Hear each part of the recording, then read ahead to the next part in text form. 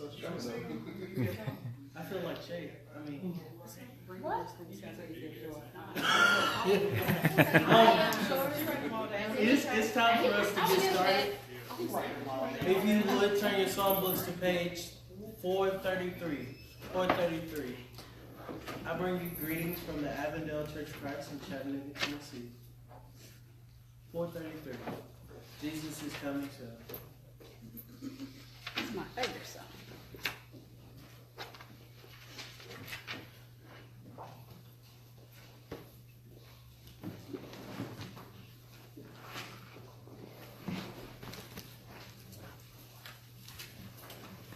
Singing verses 1 and 2. Time, let us sing together. Troublesome times are here, filling this heart with fear. Freedom we all hold dear. Now trust stand. Humble your hearts to God. Save from the testing rod. Seek the way, pilgrims try. Christians away.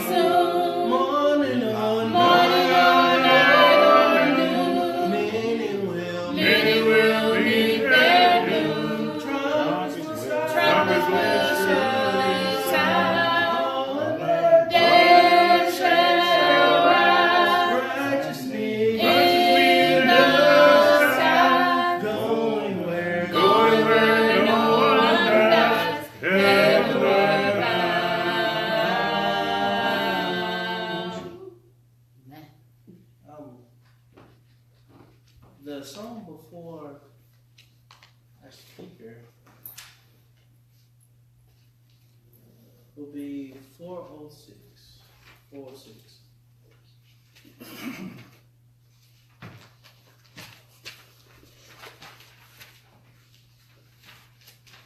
I'll fly away. 406.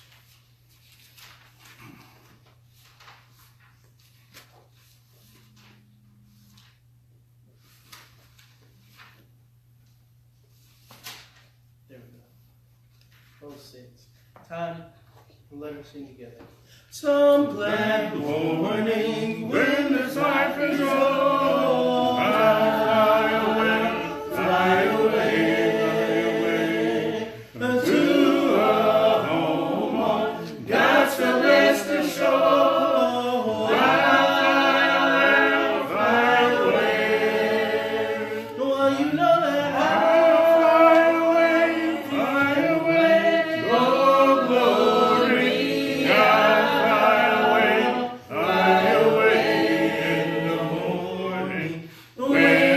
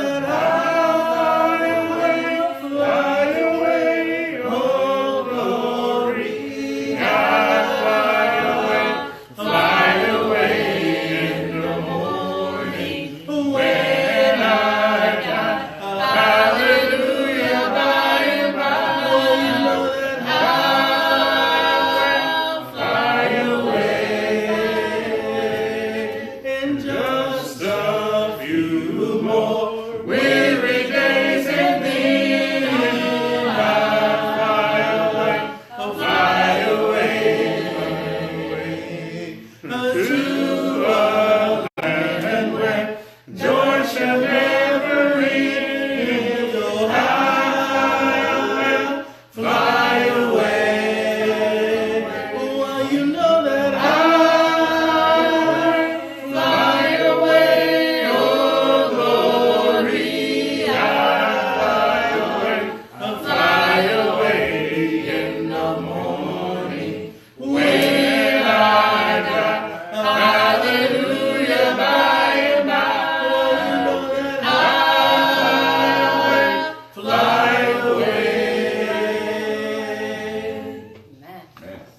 Excellent job, my brother. Thank you for leading us in those wonderful songs. How's everybody out there today? Right. All right. It's truly a blessing to be here today and assemble in a great cause. Of course, everything that we're going to do is going to be for the glory of God. Of course, that's going to be in our households, right? Amen. We think about Genesis, our first institution that was made was marriage. Amen. And of course, obviously then, if that's the case, then marriage must be important on the mind of God. Otherwise, he wouldn't have started with it, right? And so obviously then, it's the foundation of everything. If you don't have strong families, strong marriages, many times you don't have strong families. If you don't have strong families, that also filters to the church too. As many times people don't realize it, but leadership is pulled from the families. And so the strength of the family is very important to the work of the church. And so that's why we're concentrating on these things. And of course, if you're contemplating getting married, maybe your God is doing you like he did me. That is, I was in classes for 2 years before my wife and I tied the knot, as you will. And I always joke with people saying that I believe that God had to work on me a little bit before he brought her into my life and be able to break up some of that stony parts of my heart, some traditions you grow up with that need to be alleviated, right? So that you have a household that is godly when all is said and done. So we're going to not exhaust the time of our speaker, but we've got a wonderful speaker coming forward with us. It's going to give us 2 lessons in regards to making the household and our love stronger. Of course, that's none other than Brother John Tucker, who's also one of the elders at the Avondale Church of Christ in Chattanooga, Tennessee. What I'm so proud of, to be able to tell you really quickly, to give you his background, is that he's been married to Debbie Lynn Shibley for 41 years as of April 30th, 2018. That's a blessing, isn't it? Yes. I barely am older than 41 years old, and they've been married that long. They've been blessed with 2 daughters, Stacy and Rachel, and 1 grandson in CJ. He's a graduate of Chattanooga City High School and Chattanooga State Community College. Currently an employee of Alexandrian Brothers. Did I get that correctly? Alexian Brothers, Pace for 12 years, right? But also he's one of those elders that the Bible talks about that's worthy of double honor. Meaning that not only is he an elder now, but he also preached for 22 years at a congregation in Pikeville, Tennessee. And again, he's been an elder for 10 years at the Avondale congregation. So let's just sing one more song, and then after that, we'll go ahead and let our dear brother take over and let God use him with the lesson that he has on his heart to help us here today.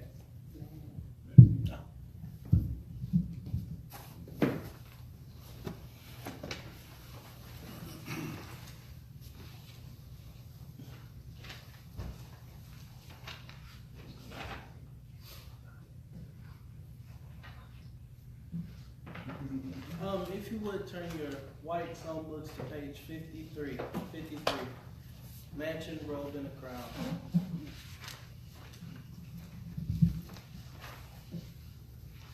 Mansion, robe, and a crown, 53.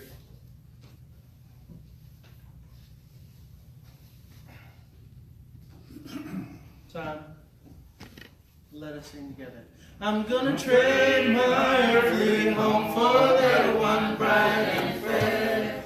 Christ left to prepare a mansion For children in the air. I'll join him in heaven where tears no sorrows can be found. When I receive my mansion, Mansion, robe, robe and crown. Lord,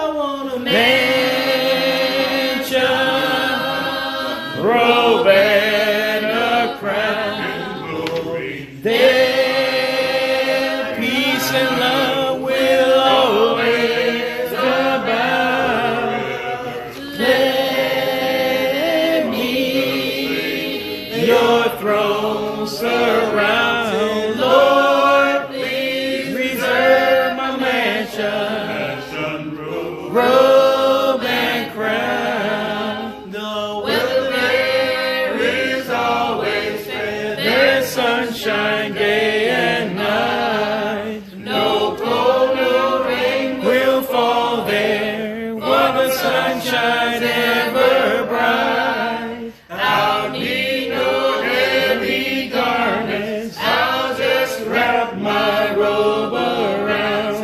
When I receive a mansion, robe and crown. Lord, I want a mansion,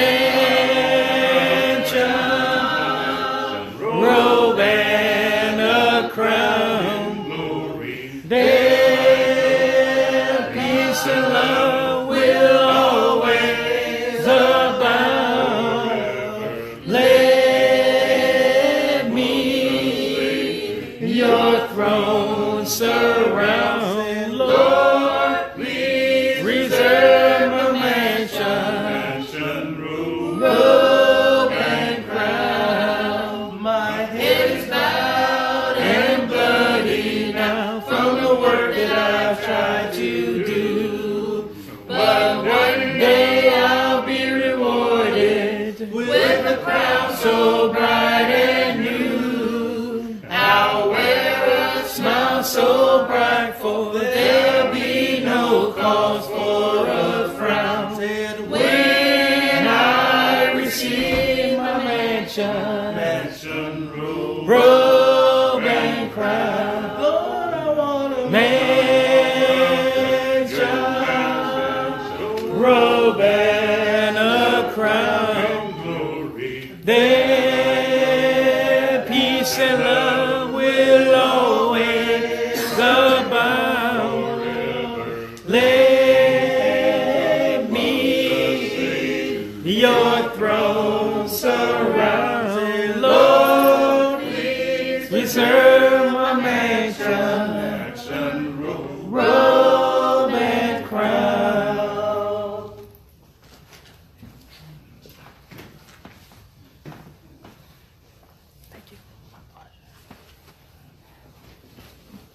I'm going to borrow this. I saw this over here. Use a little bit of this one. Just kind of stay down here with you, if you will. Amen. Man. So, again, I want to say thanks. I got some things passed out for you here as well. You got one. You can.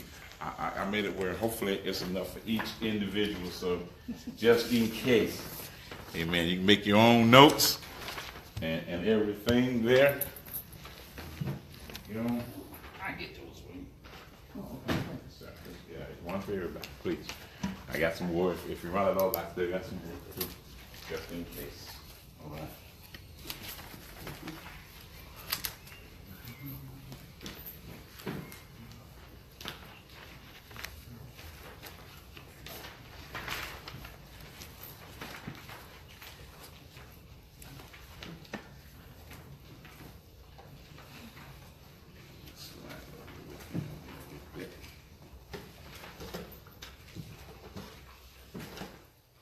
Everybody can still see that. I'm use a little bit of it.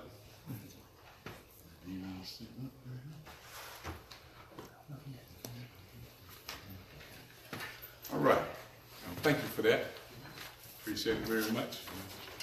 Again, right there. Got some more coming in or whatever. Got that for you. Just to tell you a little something.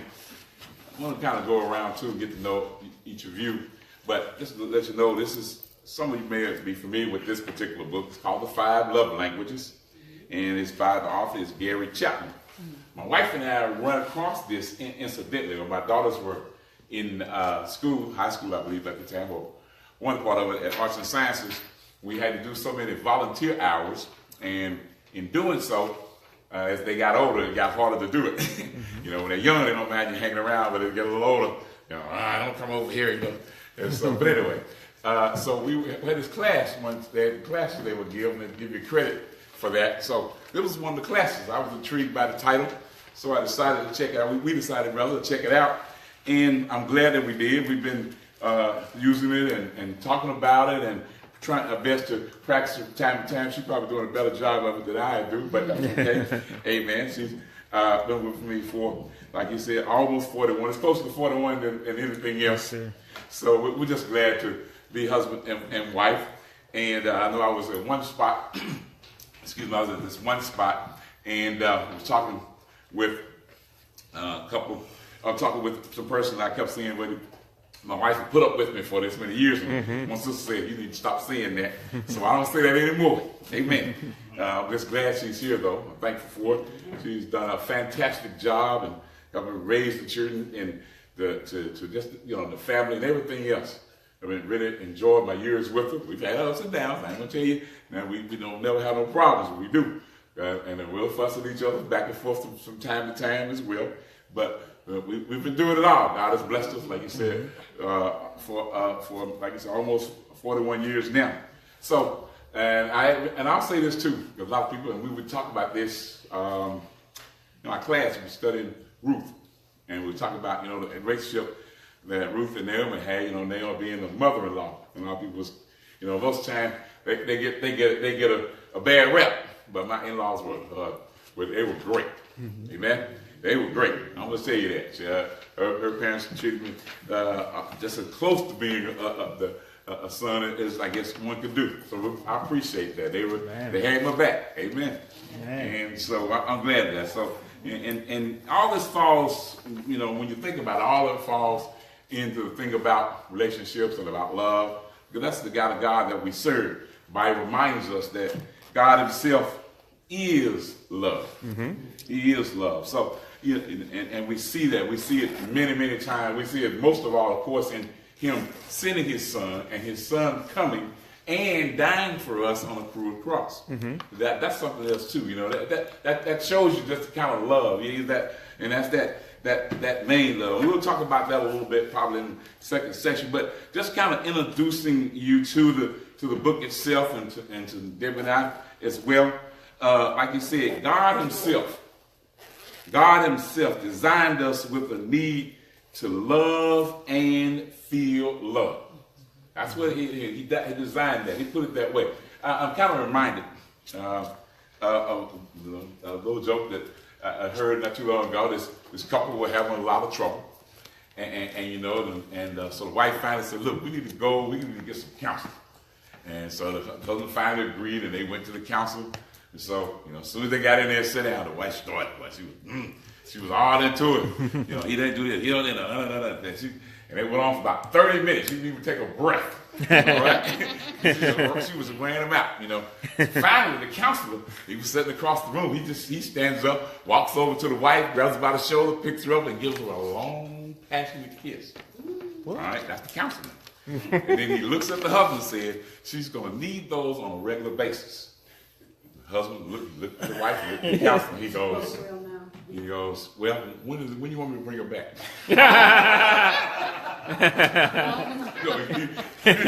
See what the problem was, right? Amen. But anyway, but God designed us, like I said, to need love and to feel love. All right, that's what He designed for. He wanted us to be about, and He shows that He's the epitome of that. Like I said, in 1 John chapter 4, it reminds us that God is love. And Paul, of course, in 1 Corinthians 13 talks about that love is the greatest of all. Now abideth faith, hope, and love, or charity as it states in the King James Version. But that's what he's talking about. He's talking about love. It endures all. It is the thing that binds everything together. It shows. When we show it, and we can express it in a lot of different ways. And I think that's the big key.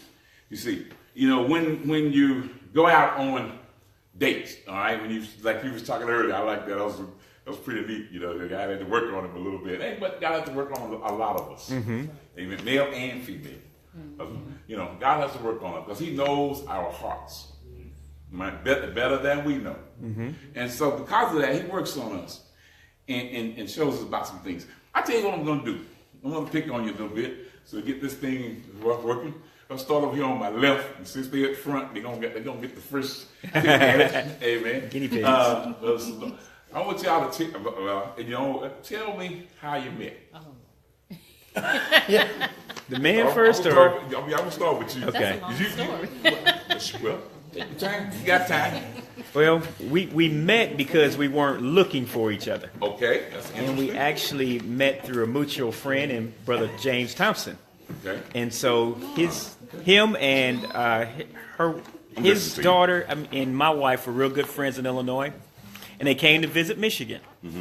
And so Brother Thompson was saying, you know, I got somebody for you to meet, and said the same thing to her. And so long story short, we met basically because of a blind date. Okay. And it ended up working out, so I believe it was basically God brought her to. All right. So where'd you go on your first day? Do you remember? Red Lobster. Oh. Yes, Red yes. Lobster. I spent a little bit on it. All right. That's good thing. All right. Now that's your version. What's your version? I love to hear that. What's your version? How did you meet? Go I mean, ahead. it's pretty much what he Yeah. said. Okay. Pretty similar to what he said anyway. Similar. But, I'm saying similar. well, yeah. And Brother Thompson, I said his actually mentor for several years. He's a preacher in Michigan, but his daughter Thera and I were friends in Illinois, and she wanted me to come to their, I think it was a building dedication that they had. Expanded. They were expanding the building. And when I got there and her dad met me, he said, I have the perfect one for you. And I said, no, Brother Thompson, no, you don't. I don't want to meet anybody. I didn't want to meet anybody. I was kind of through with men at that point. And because I had dated all the wrong men. Okay. And but he wanted to introduce us anyway, and he introduced us, and I really didn't want to go out with him initially. That's her version. No. That's what I said. See. But I warmed up to him just because of his personality, and he made me laugh and everything, and just getting to go out with him to Red Lobster and everything was. I said he made me laugh. I said I felt like he was a nice person. Only bad thing was that I lived in Illinois, he lived in Michigan. So we did a lot of talking on the phone, and he actually came down 2 weeks later to visit me. So, but I said it's pretty much what you said. That's pretty good. So you got a mentor, mutual friend, and a mentor there. That's good. That's good. Now, the next one here, they're not married yet. They decided to come with me. And I appreciate that. And that's Shay and Cedric. So go ahead, Cedric. Tell them. How'd you run across Shay?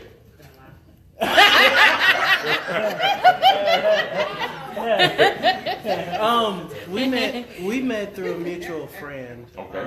A mutual friend. Okay. It was Thanksgiving. My cousin was talking, hey man, you need to get back out there in the dating game. And we met through a mutual friend. I think we went to City Cafe the first time that night. We got milkshakes and we started talking. I was just so admirable. So that was. You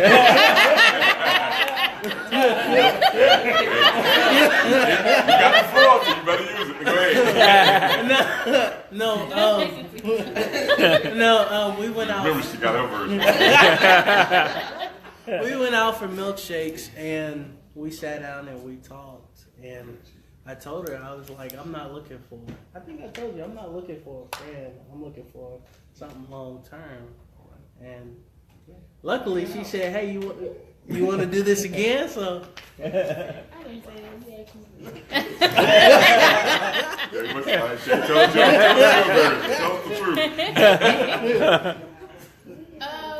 We met and we kind of started talking. We didn't really meet in person like that. Yeah, we did the first night. Oh, well, we was talking that morning, and so it was Thanksgiving with my family and stuff. And I just got bored, and then he was like, "You want to go have milkshakes?" And I said, "Tonight on Thanksgiving." So what if it's like nothing was open? So we went there, and yeah, we talked. I liked it. Well, I didn't really like him at first, but I did. Same thing, right? We had a conversation that made me laugh, and he was like mature and knew what he wanted. And and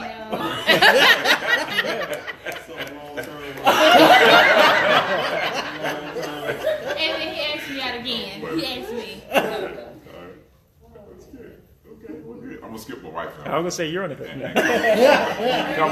I'll say what's for there. Yes, right. Okay. Now this is my son-in-law. By the way, this is Mr. Harold. We call him Bucky. Sure. So whichever one y'all want to go first. So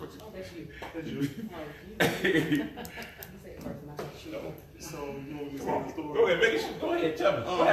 one day, me and my friend went to Applebee's and we was on a date. Okay. So I ordered food from Applebee's. It came out totally wrong. So they put cheese and bacon bits on the steak. So so the girl that I was with asked to see the manager. So she came over there, and of course it was love at first sight, because if you look at me, you think, I gotta get it. There you go. I followed up with the truth shortly. So later on, I found out that she was interested. So her friend gave me her number, and I called her. But when I called her, she was always working, and when she called me back, I was always sleeping because she worked nighttime or worked daytime, and it was. All right. Very good. Very good. Deb, I mean, Deb. So half of it wasn't true. He was on a double date with him and his best friend. They both had their dates, and I was the manager at that time at the restaurant, and they did put his cheese and bacon on his steak. And so I came out, and it was his food, but the girl at that time told me, everything was just wrong. He didn't ask for a load of steak, he asked for a load of baked potato. She just had an attitude. But I fixed it all. But that was his hangout place every weekend. So he'd come in every weekend, but after that, we never bought her anymore. I know, see, he knows what's up. But after that, he would come every weekend with his best friend, and I would always come by and say hi. But I thought he was adorable because of those little dimples, and he liked to laugh and crack jokes, and it was cool. So it started from there. So he was half right. All right. The next couple right here. Coming around, so you got all this other, y'all got time to work it up. So. Never heard this before. Who's going first? We actually met online. Okay. I saw a profile, and it took us a while to actually connect with each other. I sent her a message and took her a while to get back. So actually, when she did contact me, I was seeing someone at that time, but it didn't work out. And we connected on Facebook, became friends. So we were like friends for 2 years on Facebook, just talking back and forth to each other. And because every time we get ready to actually do something, it was always something was going on. And mostly because her kids were playing sports at the time. So it was always that. But we finally decided to go out. I asked her one last time. I said, I'm just going to ask one last time. So if it doesn't work this time, then I'm not going to worry about it. So she finally said yes. And we went out to Applebee's and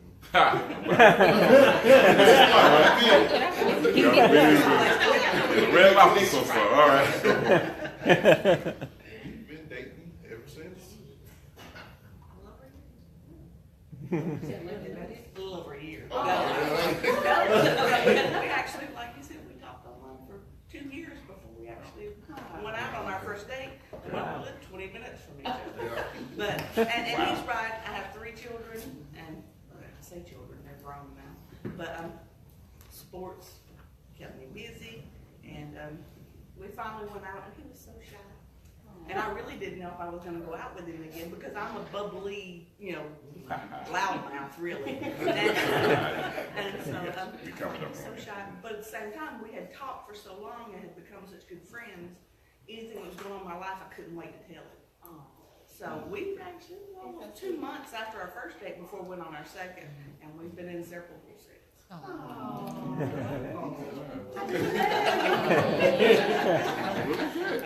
See, it's amazing when you get to talking to people. You find that there's interesting stories behind everything. Behind you there.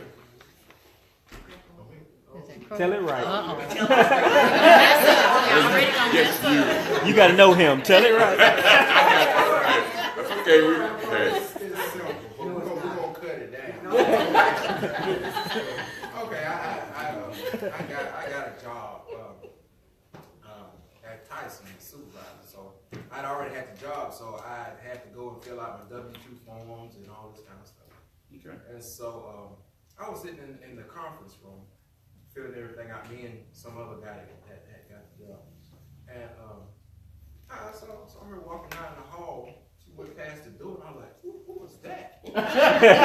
So I just ran and looked down the hall and checked it out. I was like, "Hey, it's the truth. That's what happened." So she walked back, so I went back down the hall, went back the door, looked down the hall, and I was like, man, who is this girl? Who is this lady right there? You know. So I didn't know anybody around to ask. So once we filled out the paperwork, we had to go to her office, which was purchasing. She was purchasing our uniform with our name on it and all this kind of stuff. And so, so I think it was the next following week we started, and I forgot exactly how we started talking. Well, other than the time we went and had our uniforms ordered and all this kind of stuff, I spoke with her, but I knew somebody else. She was good friends with Aretha, which worked down in, I think, HR.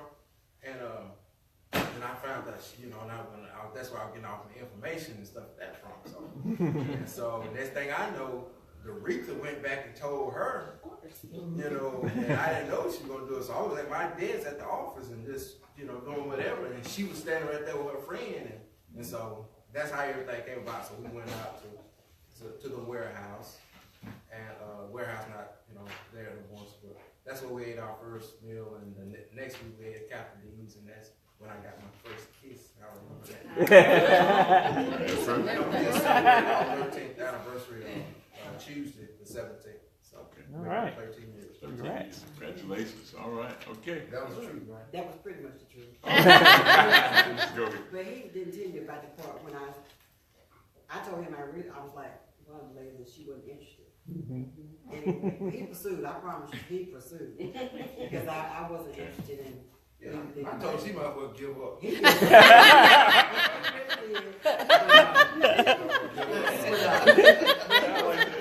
a romantic because he knew I loved RC Cola at the time. And he would bring me an RC Cola and a Snickers bar every day when he came to work. Every day he stopped by my office and I had an RC Cola and a Snickers bar. Okay. And he would bring it to me. But the funny part was he came to the office and they got him a Rick. Larry. It was Larry. And his name is Croy.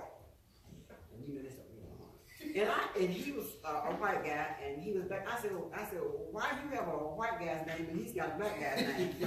And I said, oh my God. I said, I'm so sorry. I shouldn't have said that. But of course, neither one of them thought anything about it. But that was pretty much the truth. And we went to Captain Ben's. He said, meet me at the warehouse, and we went to the warehouse, and he fed me. And he kept feeding me. He still feeds me. All right, well, good, fantastic. Is somebody behind you there? There's some people back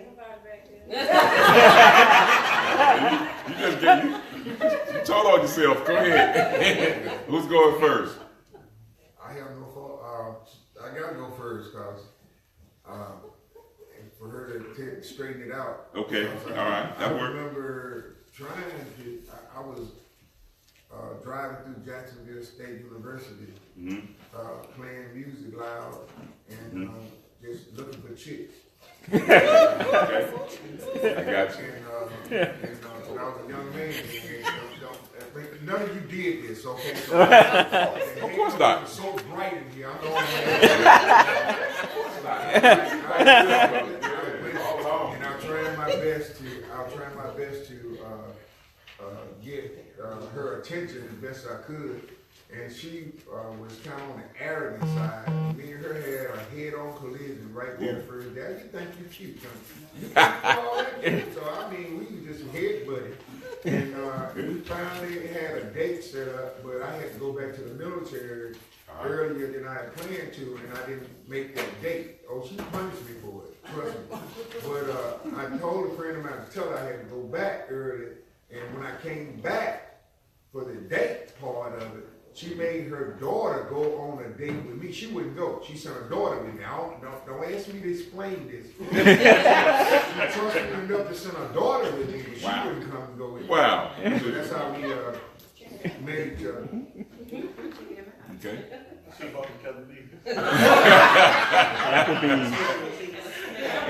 Applebee's.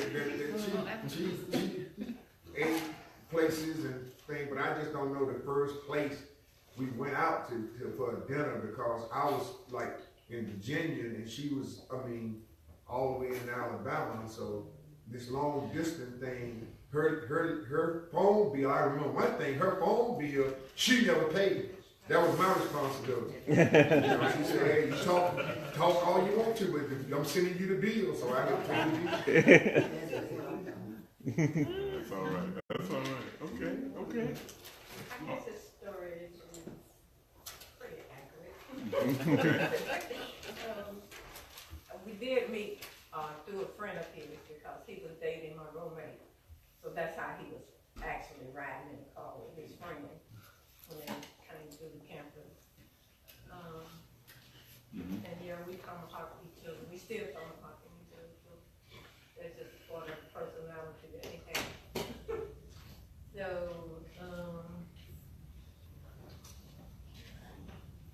I think you can kind of remember the first day going to a drive-in movie.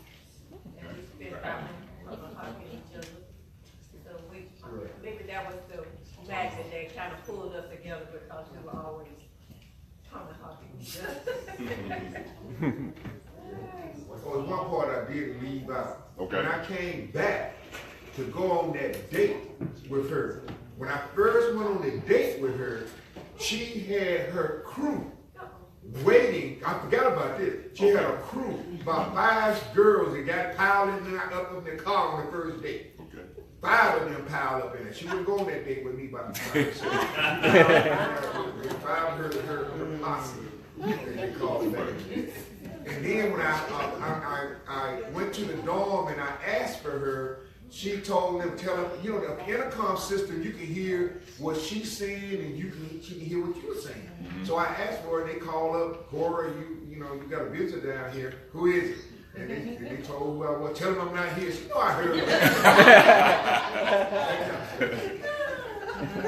Pretty good.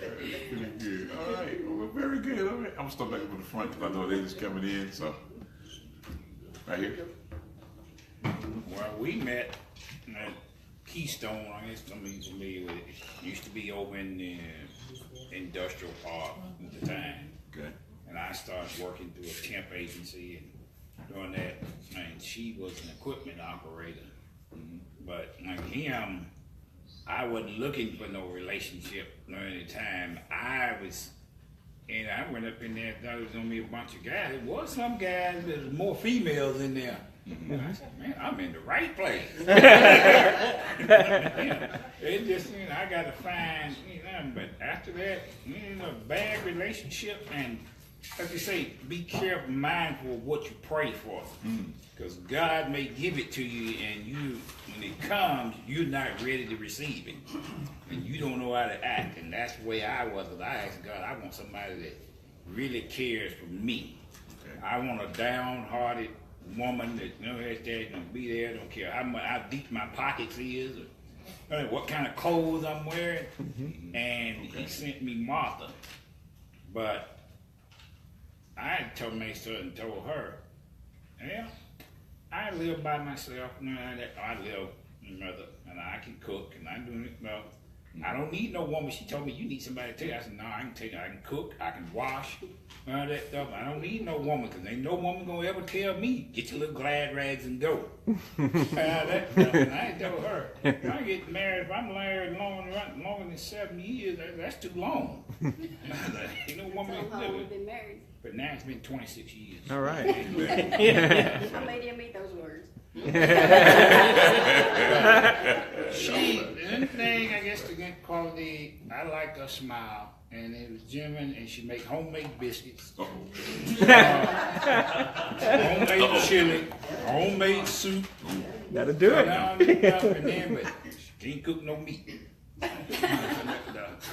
I said, well, I don't eat no well done meat. This stuff like that. I said, like my dad and my uncle and them, they eat everything that creep across the earth. And I said, I don't eat no pigtails, no pig ears, no feet, and I don't do none of that. Stuff. She said, well, I don't eat seafood. I don't want to go outside. I said, we're going to get out and go and get in the sun. I don't go out. Now, she got out and helped me cut the grass, work on the car, everything else. Okay. My mom loved her and none of that stuff and everything, but either way, I just kept telling her, she first told me she had feelings for me. You must be crazy. I'm the wrong one. I don't want to be be married. I'm through.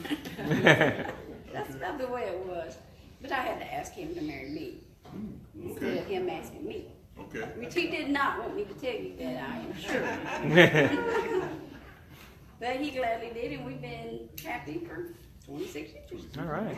Amen. Amen. All right. Fantastic. Y'all up? Mr. Mitchell, though, he probably can remember. 42 years, so you know. Oh, okay, great. All right, fantastic. Yes. It's been a long time ago. Yes. Yeah, it's been a long time. Yes, She putting you on the spot. Well, I mean, I'm going to tell you the way it is. we did just, we knew each other all well. We grew up in the same community. Really started dating in high school.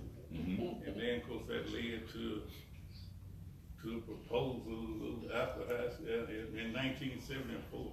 And then we got married in 1976, so we celebrated 42 years last month. Man. But, amen. Okay. You know, I could say some always saying that she begged me to marry and all that kind of stuff, and I'm not doing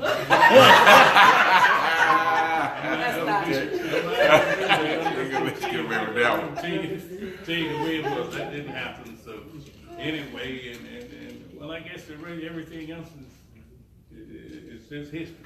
Okay. You know, it's like you start dating in high school, you don't expect it to lead to marriage, not necessarily, but that's what happens. So, since we and I guess one thing she grew up in the church. I didn't grow up in the church. Okay. And of course, when she was in college, at Tuskegee, I go there sometimes on Sunday, and I went to church with us, and okay. and we hear the gospel there, and because the family, I guess it's because of her that I wound up being in the church. If it hadn't been for her, I don't know where I ever would have been, or whether I'd met anybody else in the church already, but. In that case, thank you. But anyway, so I've been in the church, 42 years as well. Man. Good.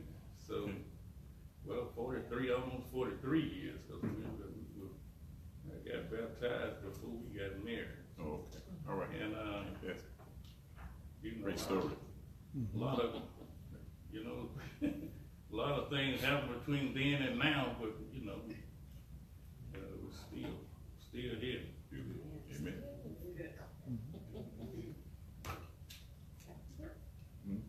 Oh, come on now. You gotta talk to you gotta talk to us. Come on. Good job. True what he said. Okay. Good enough for you. After I got through playing around with the boys, then I decided to get a man. There you go. All right. That's a good one. All right. No, he was very mature for his age and all. I think that's what kind of drew me to him. So. Okay. And I kind of knew he was a hard worker at the time. He was working even in high school. Had a couple of jobs. So I kind of felt like he would be a great provider, and that he has been a great father and a provider and a good husband. So I think I made a good fit. That's all right. Wonderful. All right. Okay. All right. Back. Let's see. I don't know if we met. We just knew each other from the community. Well, he said he knew me. I didn't know him. Okay. I couldn't stand him. Okay. Perfect. If any those who know Gary, they know why. Gary speaks his mind. He says whatever comes up comes out. And I was feisty too. So. Okay. Fantastic. He said he already had his eyes on me. He liked me. I guess my friend and I used him for years. And I thought, I was naive. I thought she liked him. So I never pursued him. He said he was just setting it up, all up. Like Gary. I didn't realize it. I don't know. He he was very mature. The other guys were just childish, and I admired that in him, that he was different than all the other guys in the neighborhood. Good out. Good, good. All right. So, we met down in Tuscaloosa at the University of Alabama. Oh, you ready? Okay, go We ahead. Good. I predicted this. I called it. It played out perfect. Okay. We hung out a lot through mutual friends. Like a group of her friends knew a group of my friends. We all went places together. We would always go to events and games and parties and movies. I had been in a long-term relationship for 3 or 4 years. I think she was in a long-term relationship. And when she broke up, around the same time I broke up, I was like, well, we're going to get married in a couple of years. I told her that. Like, we were hanging out. I called it and predicted it. And she was graduating and leaving. I was like, well, if you go to Texas with your sister, I'm going to be at the airport with a sign. I'm going to ask you to marry. She didn't believe me. And we were friends for another couple of years. I started going to church and started hanging out with her more. And it worked out just like I called it. They were playing. All right. Okay. You placed that mark. I like that. I had it down to a T. I was like, man, I'll be 25 in a couple of years. I'm going to get married. And it played out just like that.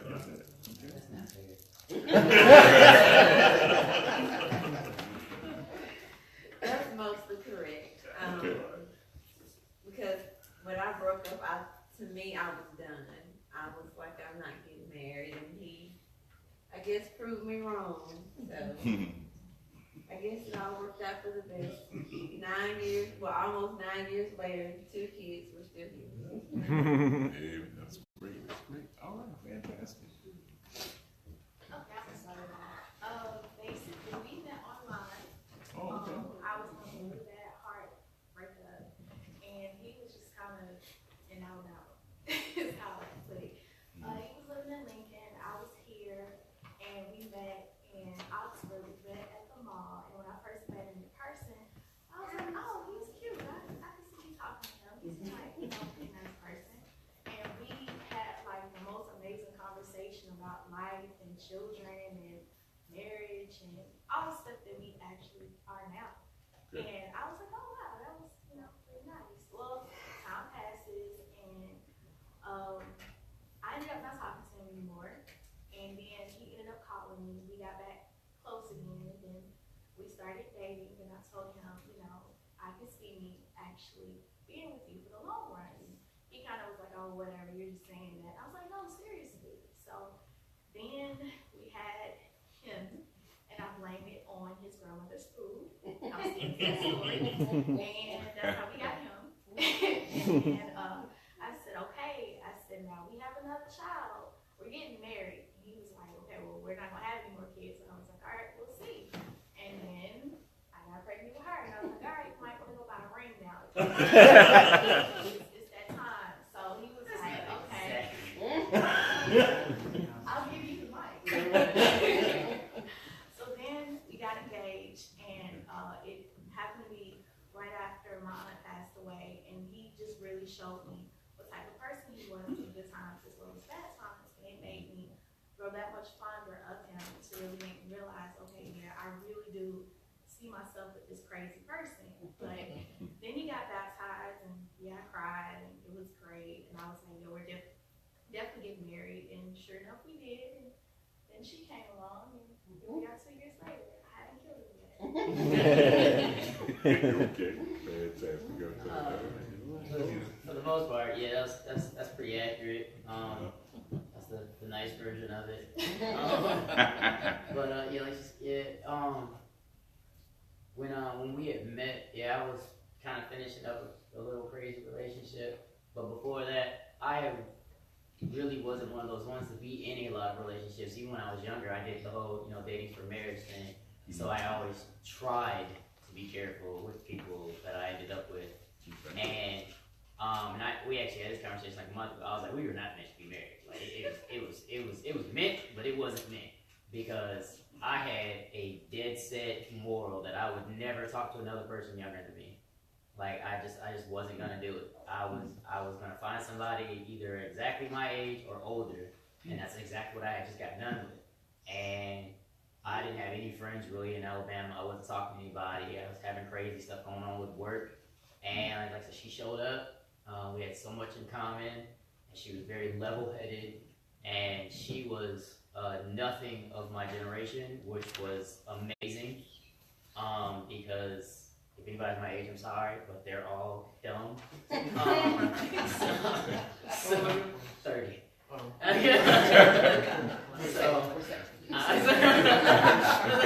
So I couldn't deal, and she was brought up in the church. She had a good heart, she had a good mind, and she wasn't about any type of foolishness. And I just loved it. She reminded me a lot about my mother in so many ways. Yeah. And so, like she said, we ended up, having him, and everybody was asking us, "What are you gonna do? What are you gonna do? What are you gonna do?" And we were like, "What do you mean? Just because we had a child doesn't mean we have to get married. That's not why you get married." And before I could even finish the sentence, she said it. She was like, "It's about love. If you don't love the person, you can't just get married and be committed to them because it'll be bound to fail." And so that really stuck out to me. And we just kept having little conversations and things like that happen. And like she said, we, fell off for a little bit. And I continued to watch her, how she dealt with him and how she still maintained a relationship with me. And again, she just was everything, people of my generation was not. She had home training. She knew how to be a woman, how to be a lady. And she knew how to treat people, whether you did her wrong or right. She still treated you a certain way. And I just could not get over that. I just could not let that go. So one day I woke her up at like midnight. Yeah. And and I made her mad because I made sure she was like thoroughly awake. I know what you all can you understand what that's about. And I said, "What do you think about getting married at the end of the year?" And she looked at me and she was just like, "Are you serious?" Like I was asleep. Like really? and then she gives me like 21 questions. And finally, she realized I was serious, and she was like, "Okay." And so I was like, "Okay, cool. Take some time off. You're gonna go meet my mom." And I bought her a ring, and it was a fake ring. She didn't know. You tricked me. And so I took her up to meet my mother, and she's originally from Chicago, and she hadn't been there since she was 5 years old. So I took her to see where her parents grew up and all that good stuff, and just got her really feeling good. And it was right at Christmas time, so when we passed out Christmas gifts, everybody got their gift. She thought I left her ring here in Alabama to get 3 socks. The one that you faking with. And so I had that one and a custom-made ring. And so I said, well, everybody's got their gift, saved the best for last. Gave it to her, and she was all sad about it and stuff. I said, well, I'm glad you like it. I'm glad you love it. My mom was all excited. I said, but I'm gonna need you to get that out the way. On your heart. His mom. Back to that. Oh my God, thank you, Jesus. She really is the only person my mother has ever loved. So yeah, she really was. But I knew my mother wasn't gonna be able to take part of anything with any type of marriage, wedding, or anything like that. So I wanted to get her some sort of involvement. So I asked her to take the ring off, and she got mad because she didn't know why I wanted her to take it off. And that's when I dropped down on my knee and took out the custom-made ring and proposed to her in front of my mother and gave her her real ring. And we got married 4 days later when we came back. We went and got down, eloped down in the Montgomery. And the purpose of it was because we wanted to get married New Year's. On New Year's, the ending of past and beginning of the future. Okay. And that's why we got married on the 31st. Okay. I'm sorry, not 31st, the 30th. That's why. That gives you an idea, see how different everybody is, but yet, come to the same way. All right, I'm gonna let my wife go first, and then I'll tell you the false story, but now she's gonna get the real story first. You can remember it. Yeah, what you can go for it. We actually met in high school. High school. And we used to attend the Methodist church way back then. But I knew when I saw him, I actually knew, I said, that is my husband. You know something, you already know it. I knew I was going to marry him. He had this thing about dating, taking me to scary movies. And I still don't, 41 years now, I still don't understand this. The first movie we went to see was The Exorcist. Oh my goodness.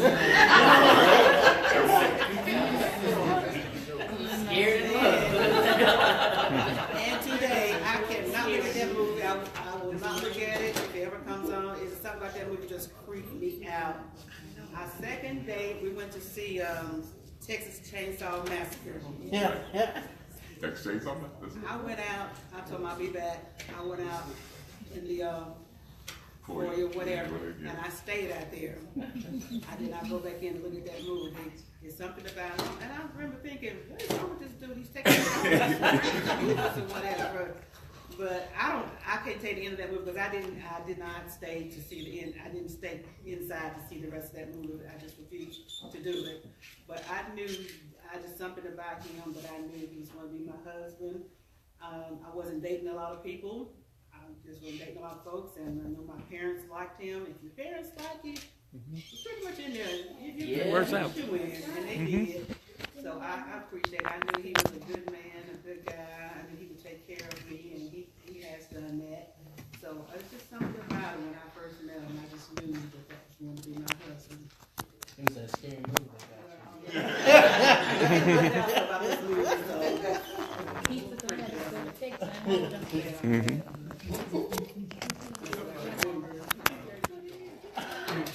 Well, to add to that a little bit, she is correct. That's what we did. But like I said, we both Methodist church. I've been there probably a little bit longer than she had, and so she kept started showing up, and so we started noticing her, and so decided to. It was Easter. It was Easter Sunday, actually, strangely enough, April 14th, and 1974, and so we. And I took it back to because that was a big movie at that particular time. Those kind of movies fascinated me for some reason. So that's why I took it to.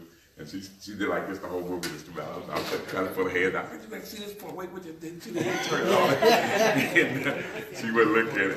So then anyway, like I said, the next movie came along was Texas Chainsaw Massacre, and we went to that one. And like she said, she excused herself. She went out there.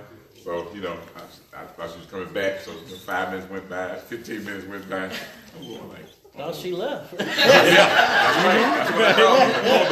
Over in trouble. And so I got came out. She stood out there. So we didn't see the rest of the movie. I took on with it, but we haven't been to any more scary movies.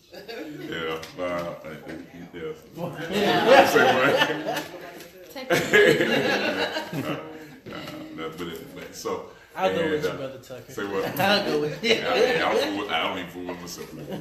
But it was like I said, we met it did meet in high school. Graduated. She graduated one school. I graduated from another, but came out in Riverside, and I was at City High.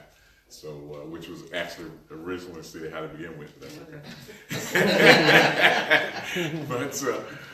But so that's pretty much how we did things. And, we really had a great relationship. It was a little rough in the first few years, but getting to know each other. But it began to iron itself out and begin to move forward. All right. Well, I did that, like I said, to get a chance to kind of break the ice and we get to know each other a little bit better from where we come from, because we all come from different things. Some online, some going to different places. He even had another date with him, so that's interesting. It's all kinds of different ways. And some ladies said, like I said, they couldn't understand him at first. I got one coworker, what she said about us was, I didn't like it, I couldn't stand it. But they married. I think they have three or four children together. So it just depends, and that's kind of what this book is about. If you haven't read it, or even if you have, that's why I like it so much. And I always try to use it as my foundation, if you will, the 5 love languages. And those love languages you see on your book, on your thing there: words of affirmation, receiving gifts, quality time, acts of service, and physical touch. So those are things. And what we all have, and I think some of you kind of mentioned some of that as we were talking. What we all have, I think you can see this okay. Ain't the best drawer in the world, but we all have a tank. It's called the love tank, as he talks about, and it can be full, half, or it can drain out and be empty. And it's full when you are communicating correctly the type of love language that you have. And all of us have a different or maybe similar love languages. Sometimes some of us have more than one. You have a primary, and you have even the primary, you have some dialects and so forth. And when you don't, when you don't communicate, then it begins to drain out, and then it drains out. Then one day, one of the other will come up and say something like, hey, I don't love you anymore. I want a divorce. Da da da da. That's what you kind of run into. And usually, you talked about that in the beginning, in the dating period or in the first met period. That's when that's when you're, the big fantasy is, and that's when you kind of hang on every word, so to speak. Mm-hmm. You don't think about their idiosyncrasies. You don't think about the things that they do too much wrong at that time. You just like and as long as you're in that mode or in that area, everything's fine in the marriage usually. But like I said, as you begin to learn about each other or begin to do things and operate like you normally do, then it can begin to run out. And the only way you fill it back up is to learn what your mate's love language is all about. Okay, so we're going to look at some of these. I'm doing pretty good. Okay, we're going to look at some of these here and go as far as we can, and we'll stop and maybe talk a little more, ask some questions, or let you ask some questions or whatever. And so the first one, like I said, is words of affirmation. Those are the type of people that like to hear things said to them that are nice and helpful. You can see that on there. I asked in the form of a question, said, who said I can live 2 months on a compliment? And that was Mark Twain. So he's that kind of person. When people start telling you things about that, then you feel loved by them if they saying things that are important. Not lying to you now, but saying things that are real, that what they enjoy about you. And I heard some of those things here. Some of you saying that he or she was very mature. Those kind of things are helpful. They're compliments, and they're very powerful, and they communicate love back and forth. And not the nagging type. But in Proverbs 15:4 it talks about wholesome tongue is the tree of life. It's part of that verse there. So saying something, saying something good. When you're meeting somebody for the first time, it always helps that you can find something good to say about it. It's easy to find a negative thing. That's not hard. But sometimes you have to work at the positive thing, and that makes a difference. Sometimes in our lives, we're going along and things are tough. But somebody come along, just say that right thing. Mm-hmm. It could be something very small as, I like that tie on you. Mm-hmm. Or I like the way that color that dress on you. Or I like the way you do so. Those are real small things, but they make the difference in our lives, and especially if we are the kind of person that likes to hear those kind of comments as well. We are to remember, as it says here, to encourage one another, use kind words, and be humble. I think about in the book of Genesis, if you will, when after they both ate of the fruit, and then they realized where they were in their lives. Okay, they were realizing how that.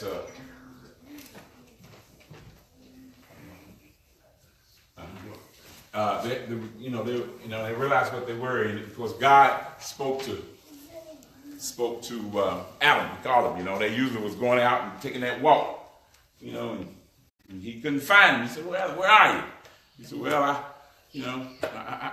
I'm naked." He said, "Who told you were naked?" He didn't get. Sometimes he could have just blasted it because he already knew. God already knows about us, but he took time not to blast him. He just took time and said, "Well, who told you were naked?"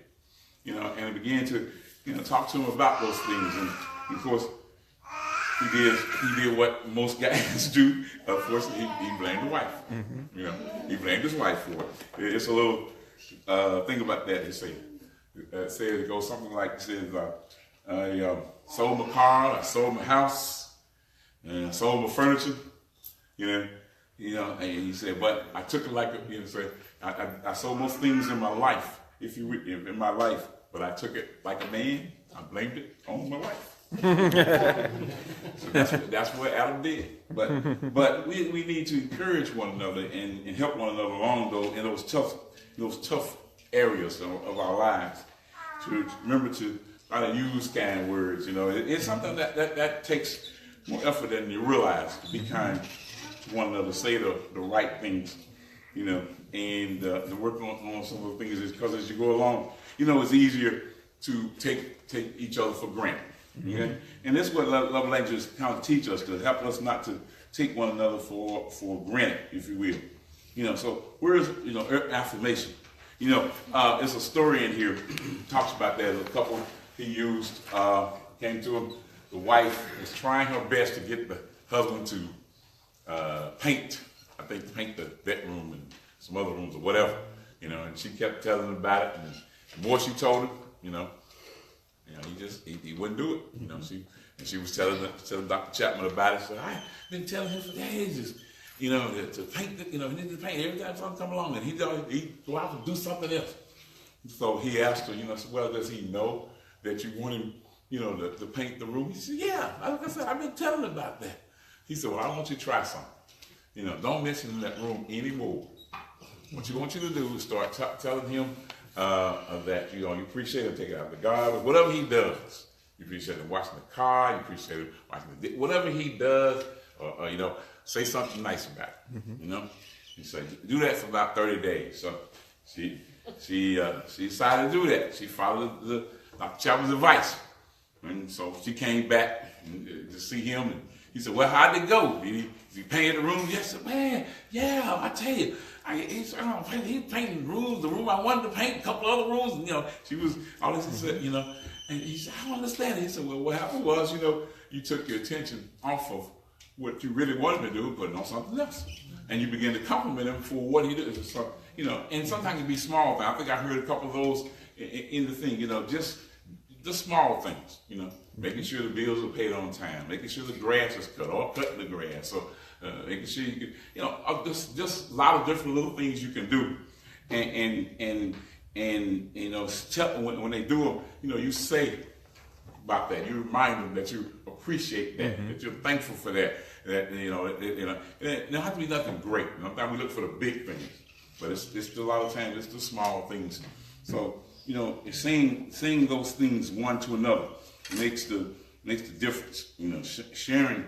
And talking. I think some of you said about that, spending time talking to one another as well. That kind of causes another one. But again, affirming what you know about them. What, like I said, what attracted you to them. What you like about them. Those kind of things. And the things that they do.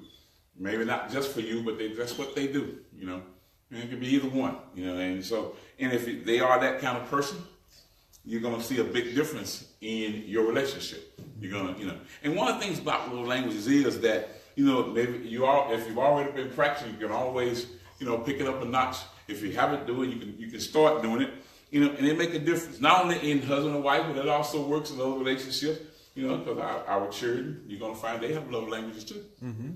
They have love languages too, so it helps when you learn about them. Now you can get, no children or exactly alike. They may come out of the same body, but they ain't the same. They can be twins, identical twins. And they're not the same. They're two different types of people. We may dress them alike, and they may even finish each other's sentences and all, but they're still two different people. And that's important, something to keep in mind, if you will, about that, about our children, about one another. And also experiences that we go through. Experiences that we go through that make a difference in our lives too. It changes us. We're not quite the same person maybe that we start out with. Things change. Life happens. and it makes a difference, you know. And for those, excuse me, for those who have, you know, went through some different things, and we all go, you know, go through some things. They got us beat by a year or so, and that's a good thing, you know. And they've seen, experienced some things, even just that year that we have. You know, some of you, you know, like some of you maybe again, maybe not married yet, or you've been married for a little while, or been married for, you know, 8, 9, 10 years, and then you get into the 25, 30, 40 years, if you will, and you get into your children grow up. That changes things immensely. That changes things immensely. I mean, your children, you know, because sometimes we live our lives through our children, and it, you know, and that makes a difference. So that changes. They grow up, and they go off to college.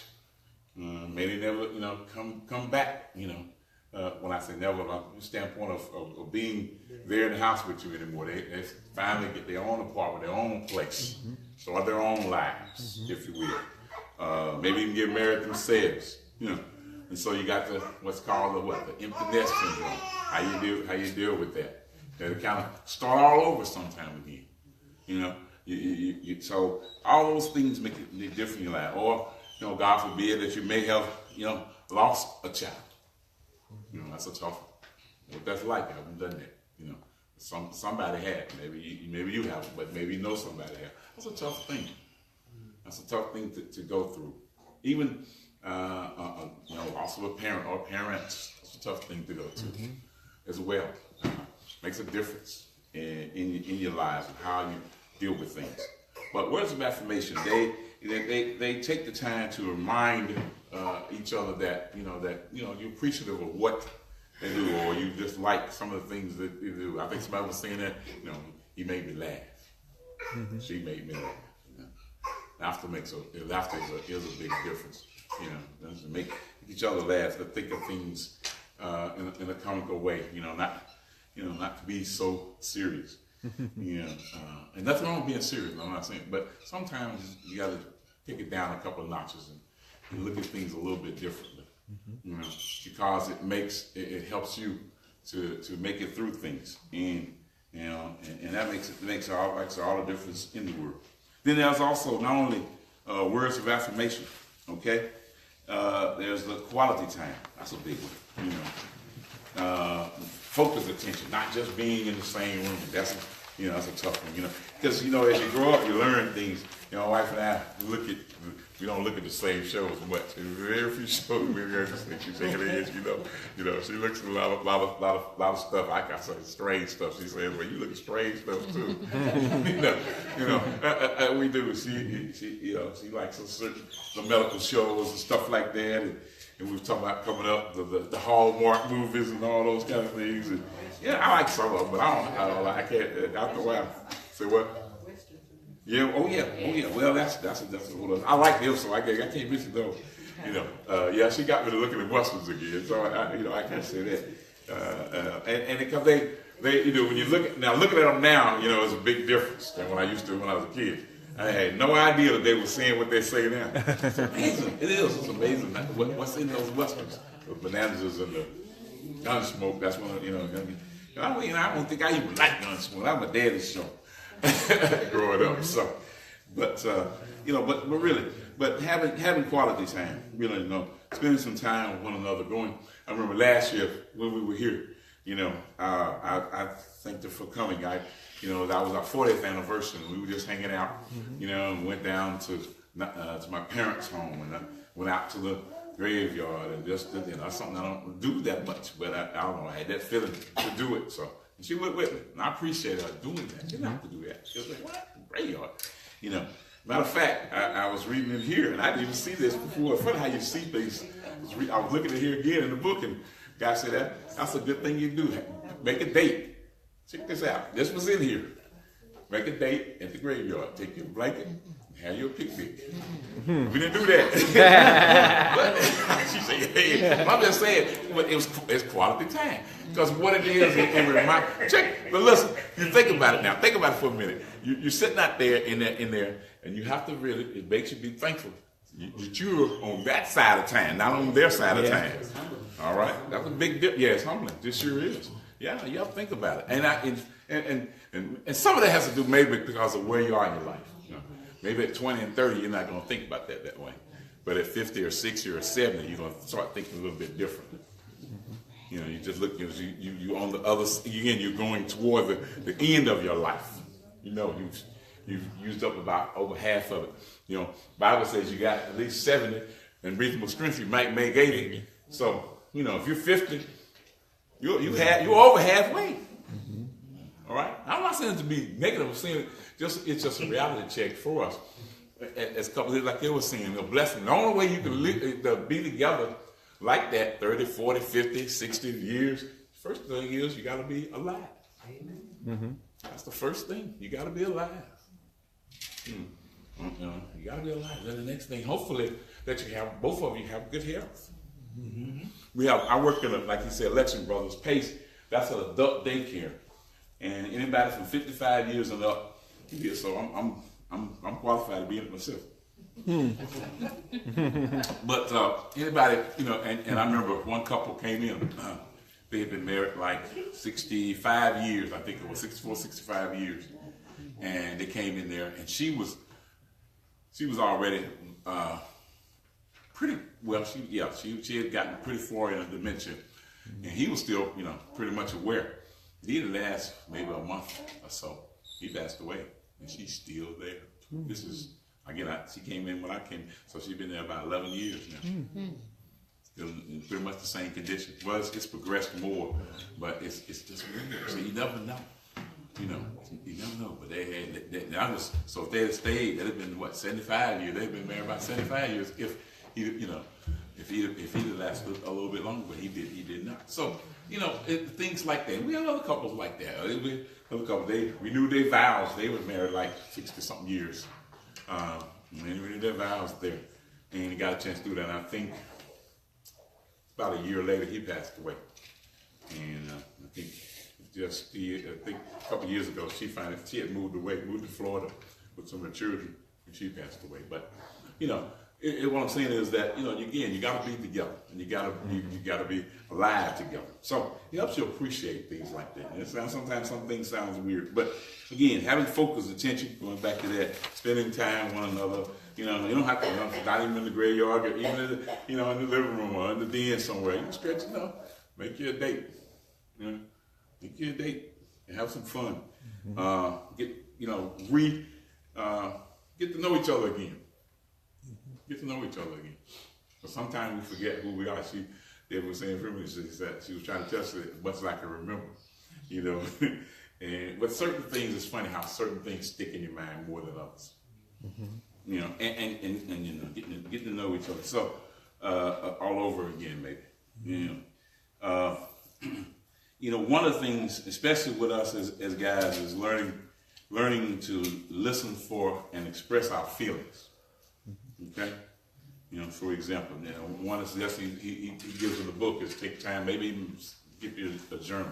Maybe out driving and that cuts you off. You know, what do you feel?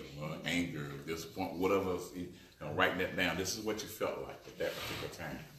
Usually, not all the case. I don't want to be too stereotypical, but usually, you know, ladies don't have as much problem with that, but we do. As guys, we don't think about feelings quite like that, or how to really express them, how to ask the right questions or whatever. You know, like that's with me all the time about that. Go to the doctor. I come back. She said, "What did the doctor say?" I said, "Well, he said, well, how come you don't ask the right question?" You know. I thought I did, but I guess I did. I said, "Well, you can come with me. I don't mind. Come on with me." Then you can ask us. You know, I remember the time when I first realized I didn't know I was then. I didn't know what was going on. But when my diabetes set in, it was back in 2000, 2001, somewhere in there. And it was way up there. I had no idea what was going on. All I know was I was very lethargic. You know, I just barely could, you know, I was just crawling around, you know, and she knew I was sick because she, you know, when she said, she asked about eating, I said, I want to eat. I know you messed up. There's something wrong with you now for real. You don't want to eat. You turn down food, that's something that's really wrong. And I did. I had no appetite. You know, And so I had called the doctor, and I think he didn't respond like she thought he was. So she picked up the phone, she started talking to him. He still didn't. She called, I think, about every hour or every 30 minutes. She called him back. Finally, he put me in the hospital. Like he should have done a long time ago. He said, look, you got to put my husband in the hospital. I know he's sick. He ain't eating. That's the first thing I know. So I know he's sick.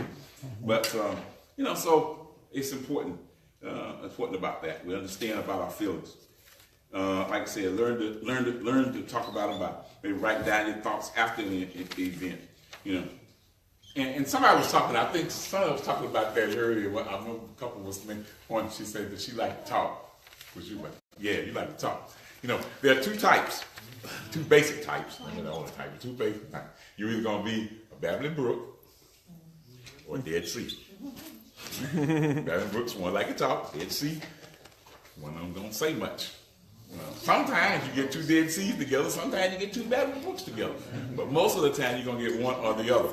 And you're gonna have a great experience, because if you're babbling brook and you're talking to a person who's Dead Sea, oh man, they're gonna love it. Because they ain't got to say anything. You don't want to say anything.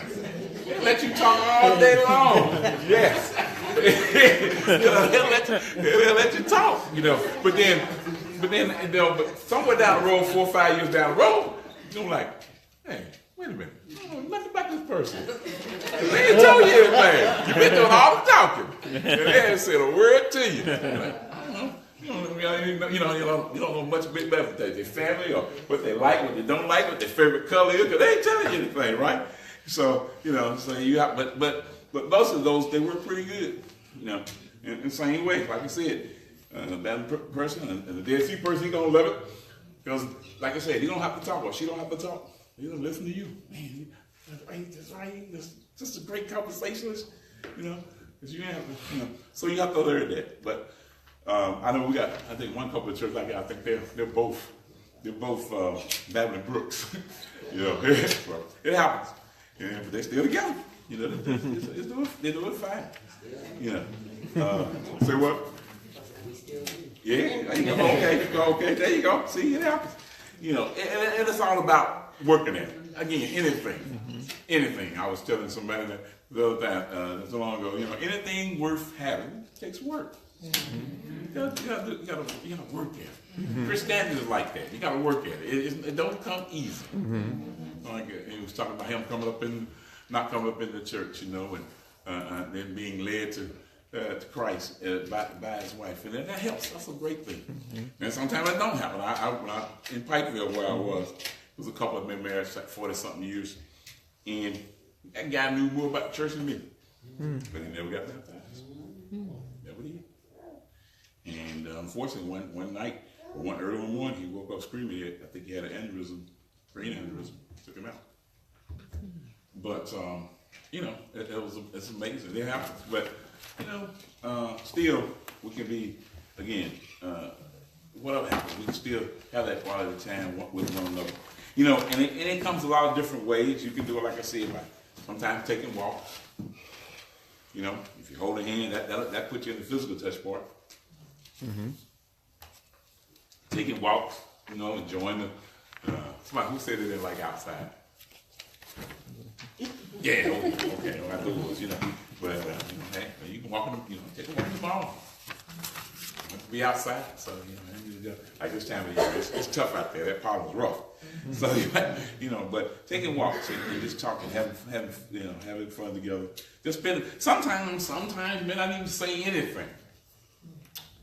Sometimes, verbally, because we speak of other ways besides just with the mouth.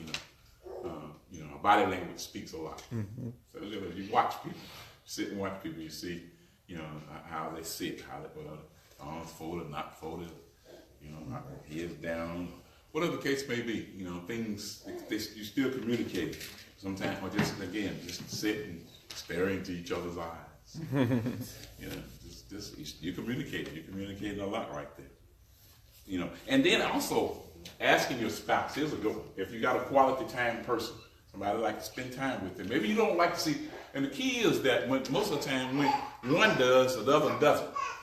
Not all the time, but a lot of the time it does. So the one that doesn't has to find out That's to find out what, they like to do, and maybe the one that does, give your spouse some things, maybe 4 or 5 things at a time they can do, and you can do that through the month, what you like to do. Like I said, one couple in here, his wife liked opera. He didn't, for example. But he finally, because what you realize is not about the things you don't like. It's just because you love them and they love you. Mm-hmm. Spend time with you. Maybe she'll sit up and watch a football game with you, and you can go to the opera with her, or vice versa. I'm not gonna limit it to one sex or the other. But whatever it is, like I said, maybe you can go camping with them. Even if and if you can't get outside, like I said, you can camp inside. Still camping, or whatever, or go to the car show with them. So you learn how to do different things with what your spouse like. I was telling you about having the lunch in the cemetery, for example. Whatever the case may be. Because one of the great things about that, just think of it is, ain't nobody there is gonna bother you. A friend of you met John Taylor, I think. Have you met him? But anyway, he runs the funeral home there, Taylor Funeral Home, and they always talk about they don't. That's a great business to be in. They don't talk back. They don't give you no problems. They do just what you tell them to do. And they stay where you put them. So, it's an interesting place to be. Versus mine, for example, where I am. And people talk back to me all the time. And it's amazing. Getting off subject just a little bit, but just to make a little joke about it. It's amazing how. When people are children, they act a certain way. When they get a certain age, you act like that again. Because, we'll be doing stuff, and I might give out something, or we do something else. Hey, you gave them a blue one. Can I have a blue one too? Oh, that's my last blue one. I want a blue one. You gave them a blue. I want a blue one too. Or you gave them so and so. I want. Like, really? You are grown. But hey, we still, this little child. Was it once a man, twice a child? Mm-hmm. It happens. You see all kind of things. And as that's another thing in marriage. You grew up, your parents. Somewhere along the line, you become the parent to your parents. Mm-hmm. So it's stop those things. Just thought, yeah, I got one right there. Amen. That's okay. But I appreciate it though, because because I also see the other side of that. The children get care less about what happens to their parents. Mm-hmm. Care less. We say all the time, they don't take care of them. They sell them to us, and we better do it. They'll tell you, don't bring them. I used to bring some home. I used to drive, and I bring them home. I see the curtain move. They look out. When I ring the doorbell, they wouldn't come to the door. Mm-hmm. Sure would. Bring them back out the fire. What? But anyway, so and that's about love too. Learning about that. But like and then also you have to think about from those standpoint too. And that is that maybe they didn't discover their children's love language either, and the children grew up not feeling loved. You're in our way of paying you back for it. You don't want to be bothered with them. And then later on, they don't want to be bothered with you. Mm-hmm. So let's get you things. All right, so another one here is receiving gifts. For example, receiving gifts. Some people like to give it, and some people like to receive things. They're visual symbols of love. They're important, like I said to some people. That's they may not be as big a thing to some as to others. For example, they was talking about the ring. One, for example, some people wear the wedding ring, some wedding rings, some don't. For example, one guy, he said he really, his wife got mad at him, and she pulled off a wedding ring, threw him at him, and told him, she would leave him. And wherever they landed, that's where they stayed. He never moved them. Every time he looked at him, what's he thinking about him? He'd become heartbroken all over again. because that's, it meant something to him. He took the time to give you a fake ring until he could give you the real ring. But he made the real ring count. And that's it really is. It's a symbol. It's nice if it's really expensive. Nothing wrong with that, but it's more of a symbol. Because it's what you're saying to that other person, what they like, that kind of thing.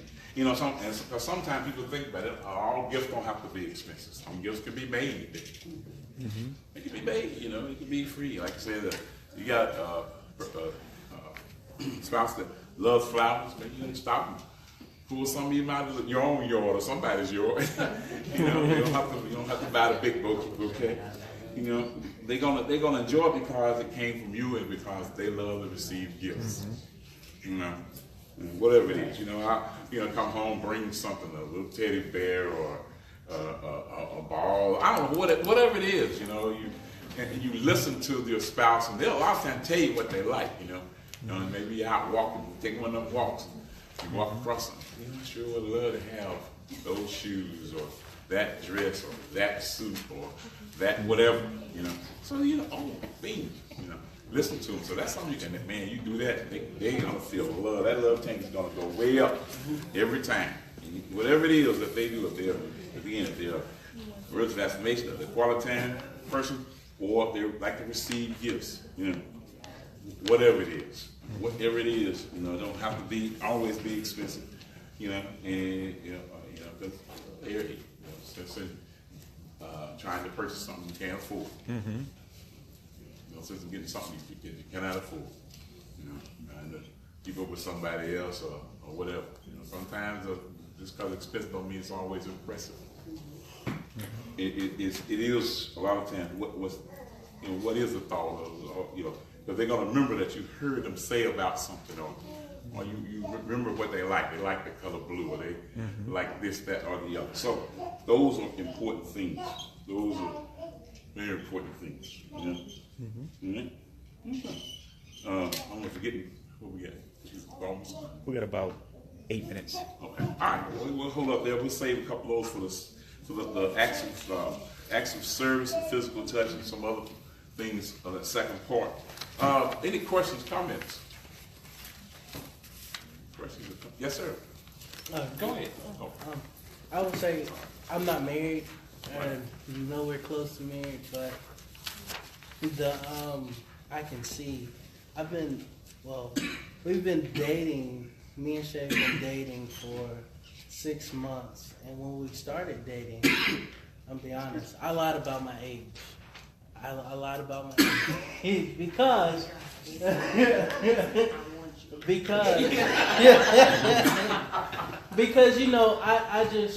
I think somebody said I just got out of a 2-year relationship, and getting back out there, there's no excuse, but it was hard. Trying to open up to somebody else. Okay. And we went through that whole week, seeing each other that whole week. And she was like, look, I want a man. I don't want no boy. I don't want no child. I want a man. Okay. And she's been special ever since. Just recently, we were over at my mom's house. It was before that. We've been talking for 6 months, and I was like, look, we've been doing all this boyfriend and girlfriend stuff. When you gonna say yes? And we were over at my mom's house, and she finally said, yes, I will date you. And one of the things I'm learning now is trying to be more of a talker, expressing my feelings. Because I was never like, in my household, I grew up with 2 parents. My dad didn't express it. He was a good listener. He wasn't a good expresser.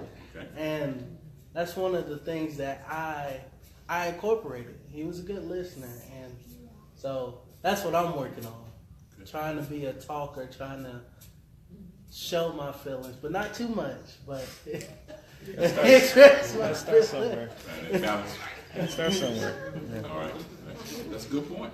That's a good, and that just shows you, like it's yours, and that just shows you that, that we have the capacity change and to grow. Maybe it's a better word. You have the capacity to grow, to be better. Again, it kind of goes back to the Christian life a little bit. You know, you don't want to be the same Christian today that you were yesterday. You certainly, but you study getting better, study learning more about it, study getting closer to God. And in the same way in the marriage, you know, he made a great point about that earlier. You know, that's one of the first things God put. That's the first institution he did. You know, in marriage it makes everything else work. You know, families and the nations and the church and everything else work because of that fact. All right, real quick, I think it's about that time. I'm gonna say one thing about it. Me growing up, my father wasn't there, but I learned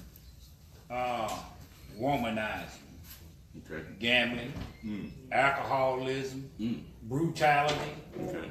I learned that as a child. I learned it, but it was a neighbor that lived next door to us for a short time.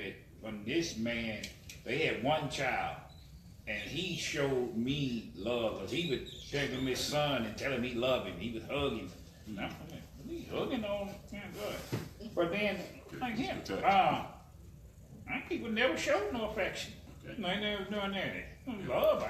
My mom cared about me, and my grandma would tell me she loved me and did different things, but everything else was, well, you got to do this, you got to do this stuff. Don't put up with this, and I learned they beating on their wives, and they cheating on them, and then they falling down drunk.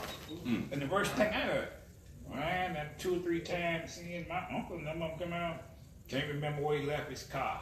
Got paid yesterday, broke at 9 o'clock Saturday morning. And the first thing I don't want to be that way. Good. You have to work too hard. Then you know, I'm gonna go out and well, the gambling thing. They tried that. Many most states got a casino. Played the lottery one time, $2, won $6, put my money back in my pocket. I got my 6 and went on about my business. But I was gonna say every house is not a home. I used to watch some of these people and go to some of their houses, and this man that I didn't really know nothing about, man, this family, they get out, roast marshmallows, roast hot dogs outside, go for walks, but they went as a whole family unit. Okay. All right, different things. When my mom did remarry, she went to a couple of PTA meetings and this thing, the graduation, and he didn't ever go nowhere. Didn't do nothing with him. And I got an uncle now that's be 83. Like I said, he got 2 sons. One just got released from penal system less than a month ago, and 2 still in there.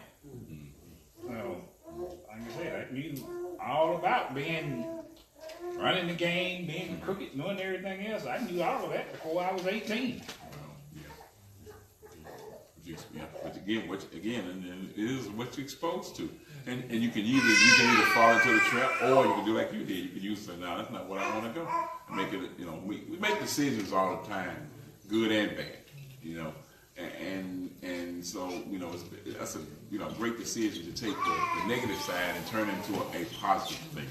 You know, that's important. That negative thing, you know, make it positive. Again, like you said. Oh, I'm sorry. Yes, sir. I was just gonna say one thing I know is like we were here last time and we went over some stuff and we had our little ups and downs and stuff because we're both very stubborn people. Like I have the mindset. I've been a lot of different places. I've been halfway around the world, so I've seen a lot of different things. And she's had to deal with a lot of things, a lot of good, a lot of bad, and she's had to really kind of hold her own. So you know, we came together and trying to have that union mindset.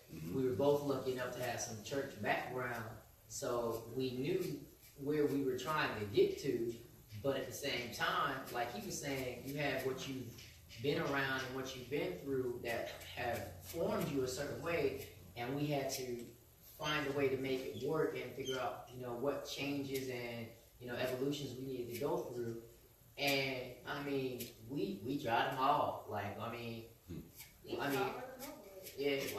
do all sorts of stuff, and then we really got to the point where we decided to just really bust down all the walls type status. So we went so far as to just to say how much we didn't like each other, and in detail. And then literally that actually was the first best step for us, because first it was the realization of what those things were, and second was the realization of it's really not a lot. It's really, you're having a harder time talking about how I don't like you, and yet you're sitting here having all these problems. It's like, well, wait a minute, we might not be having actual realistic problems. And I mean, when you have to go through some real crazy fights to come to the conclusion of why are we doing this, it really does change a lot. So then we switched it up, and I forgot who did it first. I think it was her.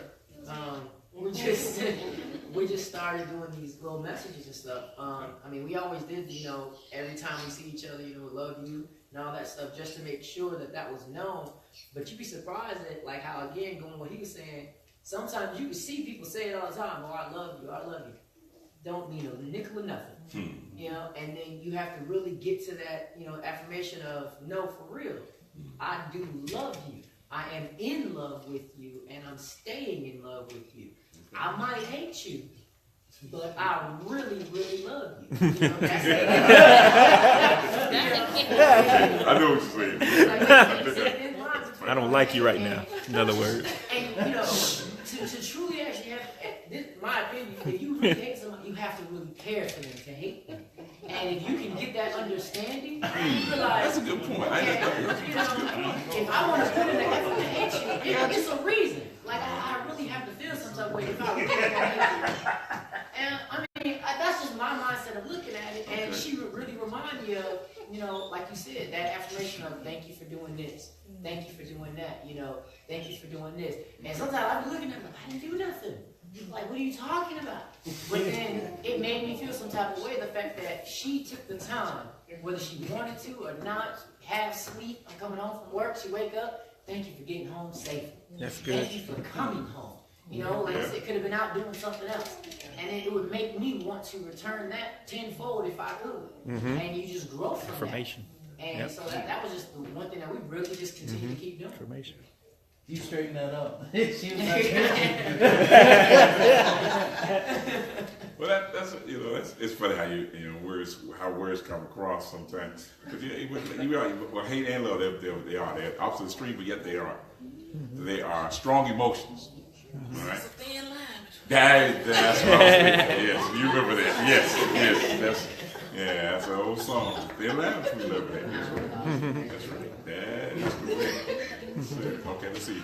My time. Yeah. Take a break. Okay, we're gonna take a break. Say, hold that if you can. Remember that. We're gonna take a quick break. Let you, and then we'll come back together. Yeah, what we're going to do is just go ahead and just take about 10 minutes. We'll come back. We're going to have a real brief second session, and then we'll have food prepared for everybody here. But we definitely still want to open up to have more questions for you, too, that you can ask, I should say. Yeah. So we'll go ahead and take that 10 minutes here. We'll come right back. Right.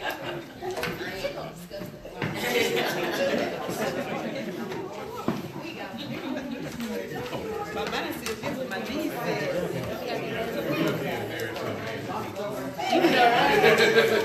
I appreciate it.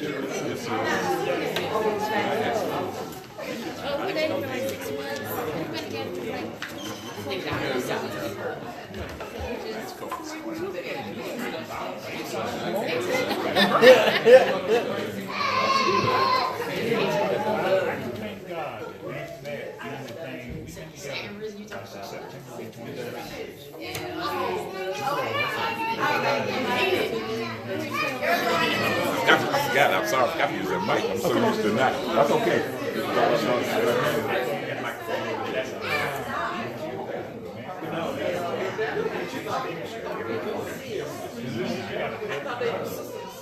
Yeah, go.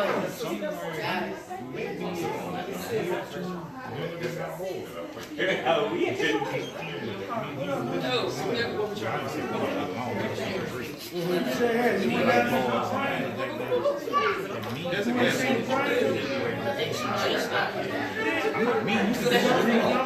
one of my favorites. I know the shit. Yeah, you get up, man. It's all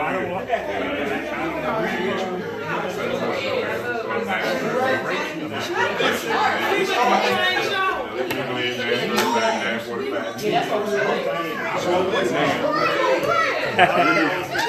I'm just gonna turn this. Sure. Do what you need.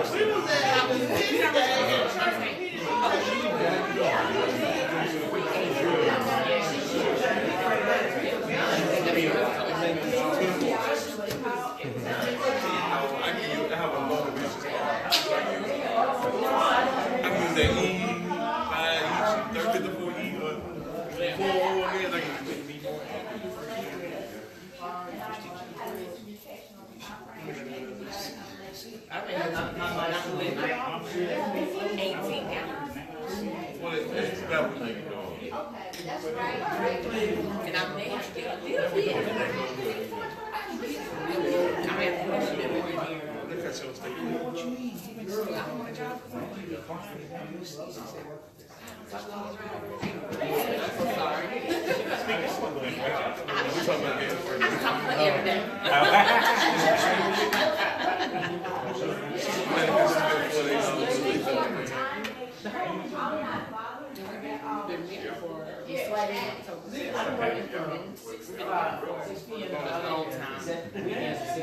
That's why y'all. A lot of tears, elbow scratching,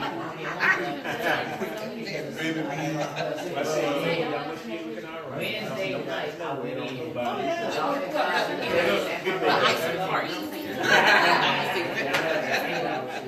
She beats them. I went home for like 2 days. I just got back from there. No, see, I get paid different amounts in different places. So that's why. They'll be right back. Right. Let's pray. If I get the right location, now they got me going to Bill City one day. It's like a change. See, one I went to 2 days ago, Thursday, Friday, 13. I don't know what to try. This guy got me. And they're all way up there, so it's a long drive. Because the social media, no one in Chattanooga, I'm talking to them. Like Subway song, I'll reach each other.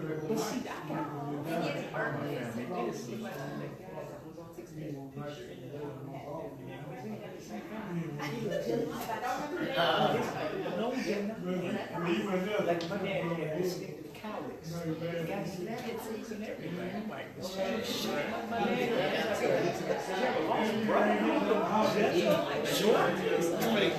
You may need, because you got a strong family in Chattanooga, you may need to look into that.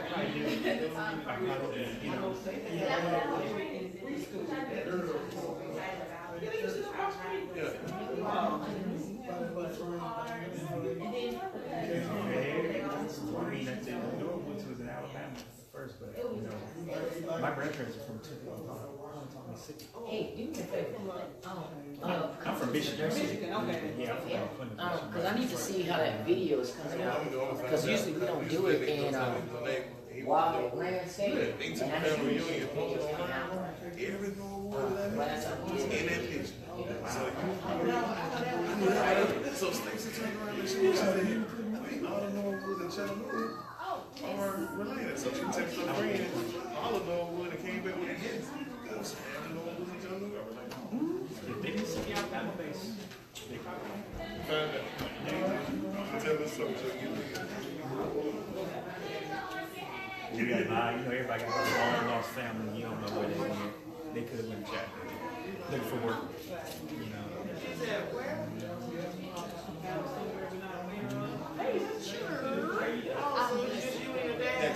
He's funny. I was laughing at gotta go get my That check. is helping both of us, but in all hindsight, it's more so than I know you know this because you kept learning stuff. I think it depends on whether you're in public or you're in private. That's why church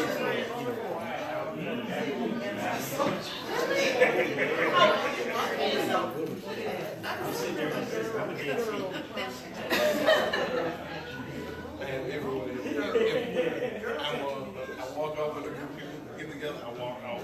I'm backwards. I just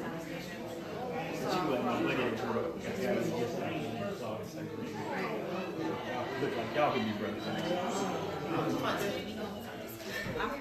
Yeah. I think things are going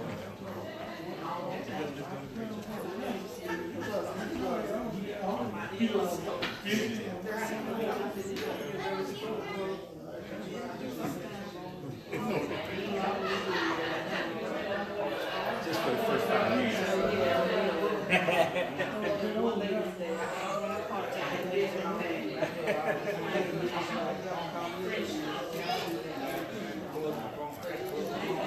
You ran out of time.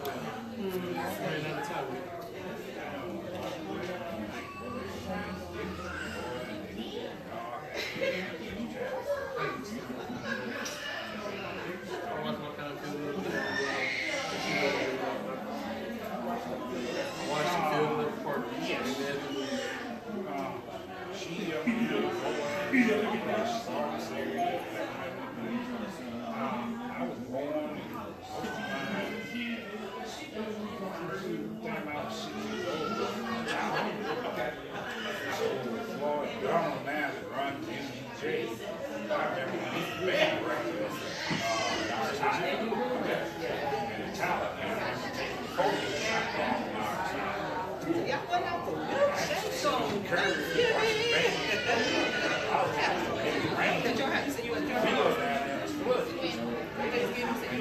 Yeah, I was at my house. He was texting. And my baby had just left. So we was watching a movie, you know. We in and out sleep. School that It's like, yeah, I'm not if it's okay with you. he would say, church, they know about still,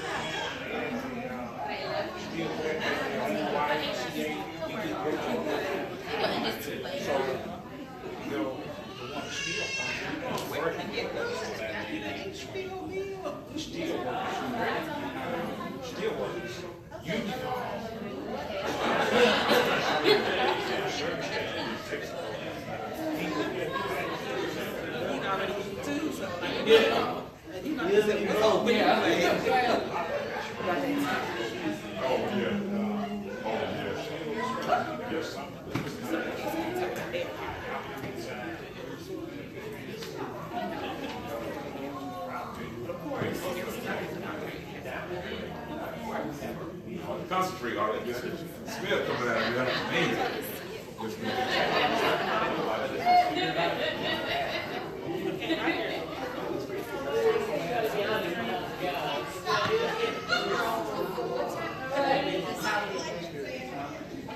we are told.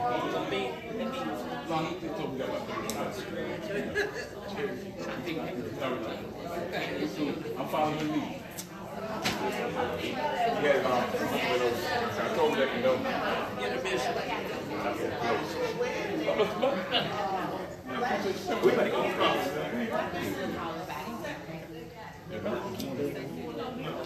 That gets you. Right.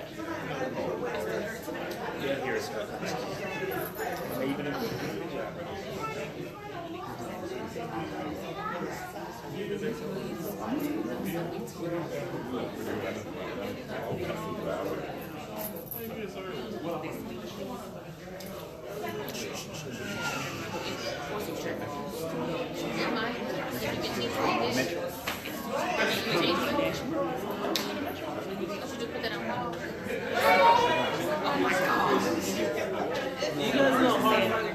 oh yeah, absolutely.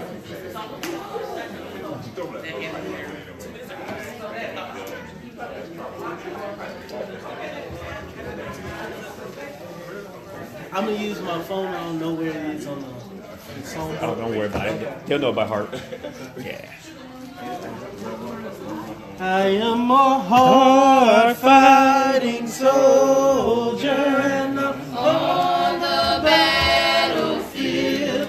I am a hard-fighting soldier, and I'm on the battlefield. Well, I am a hard-fighting soldier, and I'm on the battlefield. And I keep on bringing souls to Jesus by the service that I give. Well, I've got a helmet on my head, and in my hand a sword and shield. I've got a helmet on my head, and in my hand a sword and shield. Well, I've got a helmet on my head, and in my hand a sword and shield. And I keep on bringing souls to Jesus, and by the service that I give. Well, I am a hard-fighting soldier, and I'm on the battlefield. Well, I am a hard-fighting soldier, and I'm on the battlefield. Well, I am a hard-fighting soldier, and I'm on the battlefield. And I keep on bringing souls to Jesus by the service that I give. Amen, amen, amen. It's good to be a hard-fighting soldier, most certainly. We have to remind ourselves about that sometimes. I know that's a little not what we're sort of be talking about, but in a way it is, because marriage is work.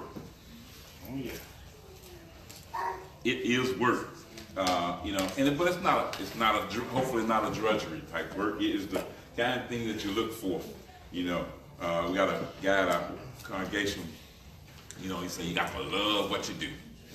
You know, that's what he always said. Brother Bobby, I think you remember him. Yeah, you got to love what you do, and he, you know, and you can tell he has love for that, for what he does, and we're so glad that we have him and other guys as well. Like I said, we just have a few more minutes here on the second part, but we're going to, like I said, finish up talking about the love languages, and again open it back up some questions.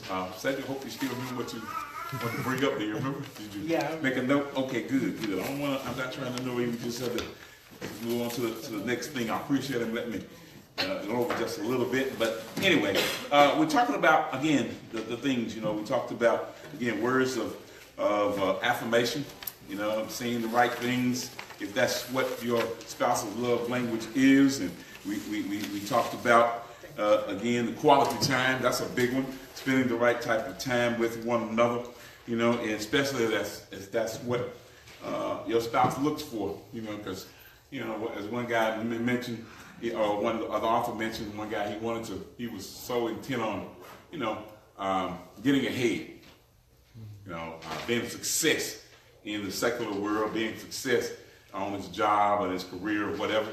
And sometimes, and so Dr. Chapman asked me, he said, well, you know, it's fine. She said, but, you know, when you get there at the top, will your wife and children be with you? Mm. He said, you know, what is that old movie? Success means nothing without someone to share it with. Mm-hmm. You know, we need somebody to share things with us, and that's what our spouse does for us. You know, they're there, and you can, you know, experience that together and share those things together. What it took to get to where you have gotten to, and that's important.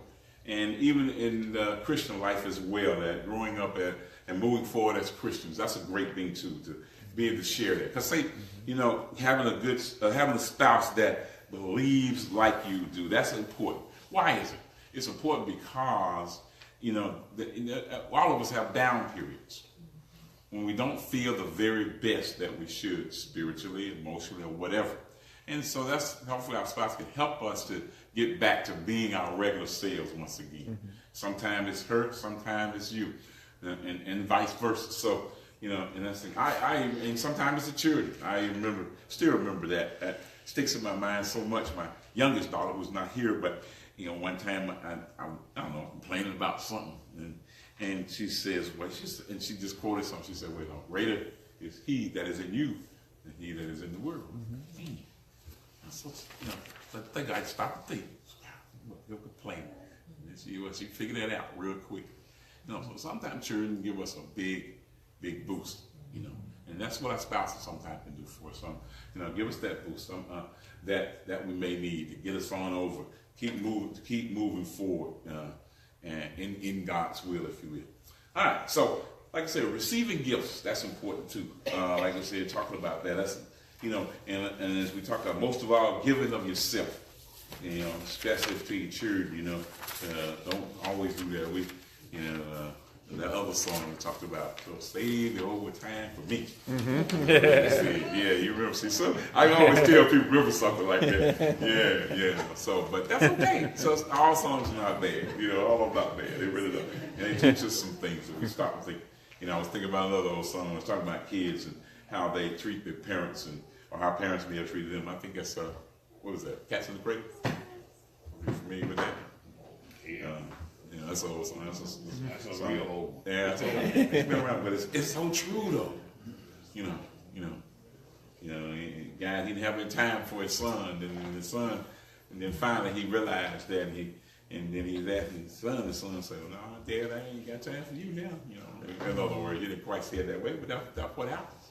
So you got to make time for one another, and you know, be able to share with one another, and giving of yourself. Again, you know, gifts don't always have to be expensive. They can be, like I say, just give of yourself. You know, give of yourself. I talk about that. You know, that's one of the big things of the church. You know, for giving and forgiving. Those are the two biggest things. Church work. You have to work on it. And we have to work on it. You know, some more than others. You know, and giving. Sometimes when you think of giving, you most of the time you go to the monetary. And nothing wrong with that, man. You know, ain't mad at you. You know, I would love to have a situation they had with the Chapman. They had to tell them to stop. I don't see nobody else. They'll tell them, no, stop giving, y'all. We good. You know, no. Most of the time we try to get you to give. You know, but also not only that, but not only monetary, but giving, like I say, giving of yourself, your time, your talent. You know, and another thing, not to give in, give up, or give out. You know, that's important in marriage, not to because the thing about it is when you don't feel love, I erased it off. Or when you don't feel love, the tank is down again. You know, when it's down like that, when it's less than what it should be, when it's down here somewhere, or maybe all the way out. You know, then that's when you start to look. Oh, you know, because most of us, but not most, I won't say most, some of us may work jobs where the people that we work with, you know, we see them at their best all the time. You know, they got the hair fixed, the haircut, smell good, you know, dress nice, got a suit, tie on, whatever, you know, whatever the case may be. You know, we see them at their best, okay? You know, and we get home, you know, we're not at our best all the time. We forget to be at our best. You know, got on something raggedy, hose all in. Amen. You know what I'm talking about. What I think one couple we know about the wife. She said what she couldn't stand was she could not stand for her husband's toes to be dirty between the toes. That was a turn off. You know? So she told her that, he said, he made sure he could wash his toes every day. You know, no dirty feet. So, and you know, that's funny because that's also a epitome of love because that's what Jesus did for the disciples. And they had dirty feet. Really, because you walk, they didn't have asphalt and concrete like we did. All they had was dirt, you know, and the mud or whatever. And wherever you step, if you wasn't barefoot, you just had a little small sand on your foot was dirty. All right? Probably smelly too. Definitely dirty. So that says a lot, you know, and he showed him something and humbled himself to be able to watch somebody else's feet. You know, or again, being a good caregiver. That you know, like again, you know, when we say our vows, most of the time, most people we hear the good part and we forget about the other part. You know, for better or for worse, we always think better. But sometimes it is some worse, and no. For richer or poor, we always think richer. But it ain't always that's the case. Sometimes it's poor. You know, and it's the economy that we live in, or whatever the case may be. Maybe you made a mistake here or there, or, you know, just got laid off. I worked 22 years in one job. They said, well, you know, we'll see you. They packed up. I didn't leave them. They left me. I wasn't going anywhere. All right? No, but they left me. And we, you know, sometimes things are not in our control. You know, I ask people, you know, and hear people talk about that. So that's important, you know, in sickness and in health. Big. That's a big one. You know, you may have the other right, but you don't have any help. That's tough. That's really tough. And you're going to need somebody to take care of you if you get sick. I can go back. I can relate to that. No, it's not in this per se, but just talk about some things that's personal a little bit. You know, just almost 4 years ago now, I had all those operations, back surgery, heart surgery, all those things that were going on with me. You know, my wife was right there. Still here, you know. Still left. Some people cannot handle it. You know, some men can't handle it. You know, I see that too, where I am. You know, a caregiver is very stressful.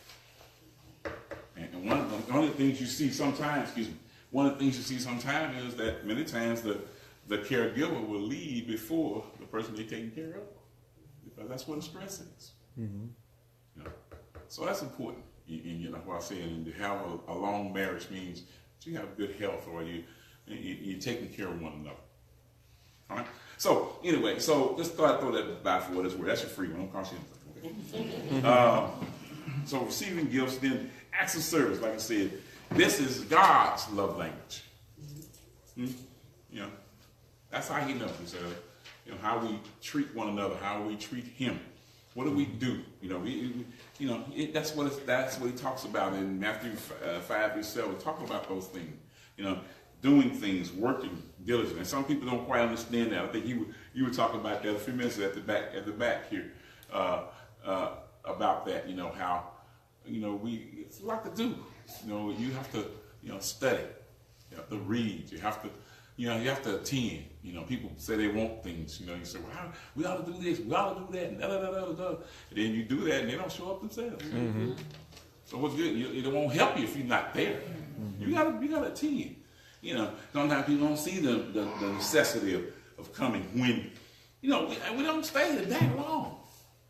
You know, start service. You may be a couple hours. You know, we go to work for 8, 10, 12, 16 hours. Yeah, try that for worship service. What? Man, you ever be quiet? Oh my goodness. I got greens on the you know, whatever. I gotta get to the mall. I gotta go out to eat. Gotta beat the rush. You know, we say things like that. We don't think about it. You know, how we put other things before God Himself. And God, you know, but again, the closer you get to God, the closer you get to one another. You know, that's the old, I'm sure you said it there before, you know, in the triangle there, so to speak. You put God up there, you know, you get husband and wife. They start here maybe, but again, the closer they come to Him, the closer they get to one another. You know, they can see God does things with a purpose. He really does. So He does. It may not look like it at the time, but it's a purpose in how He does things. So again, you know, His primary love language. We have some service. You know, not forced service, but freely given. We have to. You know, sometimes that's you know, He says God blesses. You know, the one who gives freely. We talk about that. We read that just about every Sunday, maybe. You know, he does. You know, when you give, you can give all kinds of money. Let's just use money because he's a measure. You give all that money, and then but when you give it, you think, man, gracious, I don't know what they doing with that money anyway. I can't see nothing they doing. You know, your attitude is not right. Mm-hmm. So you know, actually, sir, gotta have the right attitude to do it. We started as Avondale this year. Attitude determines altitude. You've heard that before, but it's very true. How you look at things. You know, my wife was reminding me about that. They studied, I think, in the ladies' class about complaining. You know, we complain so easily. And sometimes you have to be reminded about it. Sometimes we do it and we don't even think we complain. You know, somebody pointed out to you, you just, you know, man, I think that's the wrong color. Who told them they could put blue up there? How come they gotta have, yeah, you know, whatever. Why the hell do this? Why they be thinking about it, for example? You know. How come they tell the deacon to do all this kind of crazy stuff? And the preacher, he gonna go along with it too. And we just complain. We complain about our spouses, you know. And that's what also helps other people get into it, because we be at work, we complain. My wife ain't this, my husband ain't that. You know, we forgot that we chose them. We chose them. You know, so what does that say about us? You know, you get somebody you can complain about them for the rest of your life. You chose them. You know, the old saying is, the best divorce is I don't. You know, I'm talking about when they ask you, I don't. That's the easiest one. But after that, it's get challenging. Especially you're gonna do it God's way. You know, you're gonna do it God's way. He only gives you one out or two. Death is one of them. Don't choose yours. That's the only house you have. You know, the rest of it we make up. Man's made up. Come up with it. You know, you allowed it back in the days of Old Testament times. You know, they had all the. You know, I always remind people that most of the people that had all the wives, mostly they were kings. They could afford it. Because they just tax people to get more money. It costs you. I remember Brother David Jones, you know him, straight lane, he's retired now. And he talked about when I went to one of his leadership seminars, he was talking about it. He said, guys, you know, no sense in having no affairs. They cost too much money anyway. It costs you. You're gonna have to, you try to take care of two, you ain't taking care of one. You know. So that's a pretty good thing to think about, you know. But active service, doing the right things, saying the right things, you know. Again, love is a choice. Jesus himself chose to die for us. He made a choice, you know. It wasn't the best choice, you know. It got against sentiment. He was talking. He said, "But no, not real. Chosen from." But he wasn't, you know. What I'm saying, I'm going to the cross of my road. No, that was not his attitude. Right. Not his attitude. But he went because he knew it was important. You know, and sometimes it's like that with, again, in our Christian life, when it comes to worship, when it comes to doing things, you know, hey, you may not be, you know, you have to try to, you know, make a choice to go into worship and to serve. Make a choice to love one another as a husband and wife. Make a choice. You know, and you know, and God himself reminds us that we ought to be a living sacrifice. You know, be with it, you know, sacrifice. I mean, giving up something. Sometimes it's easy for us to get selfish. Really is. It ain't hard to get selfish. That's, you know, again, you know, when you think about it, selfishness. You know, it's seen, right? That take that out. Just take that out. It's interesting, yeah? Real simple, real basic. You know, when you get real selfish, that's when, like I said, you start looking. And everything always looks better when you're looking at it from the way. He has a lot about that. He looked at it, he saw he looked at that plain and all that nice green grass and fertile soil and everything. He thought that was the best. He chose that. He went on the other side. On the whole, he chose Sodom and Gomorrah. My goodness. That's what he was choosing. Because sometimes we look at just the outward thing of it, instead of looking at the more the inward side of it, if you will. But active service, that is very, very important. All right. So we talked about all of the words of affirmation, the quality time, the receiving of gifts, the acts of service. You know, reminding us again, like I said, But it also means, not being a doormat, because a doormat is walked over, which clean feet with. Okay? But being a lover. Okay? Doormats are not people. We're people. We can love. We can choose to love. We can choose to serve one another and be there for one another and help one another.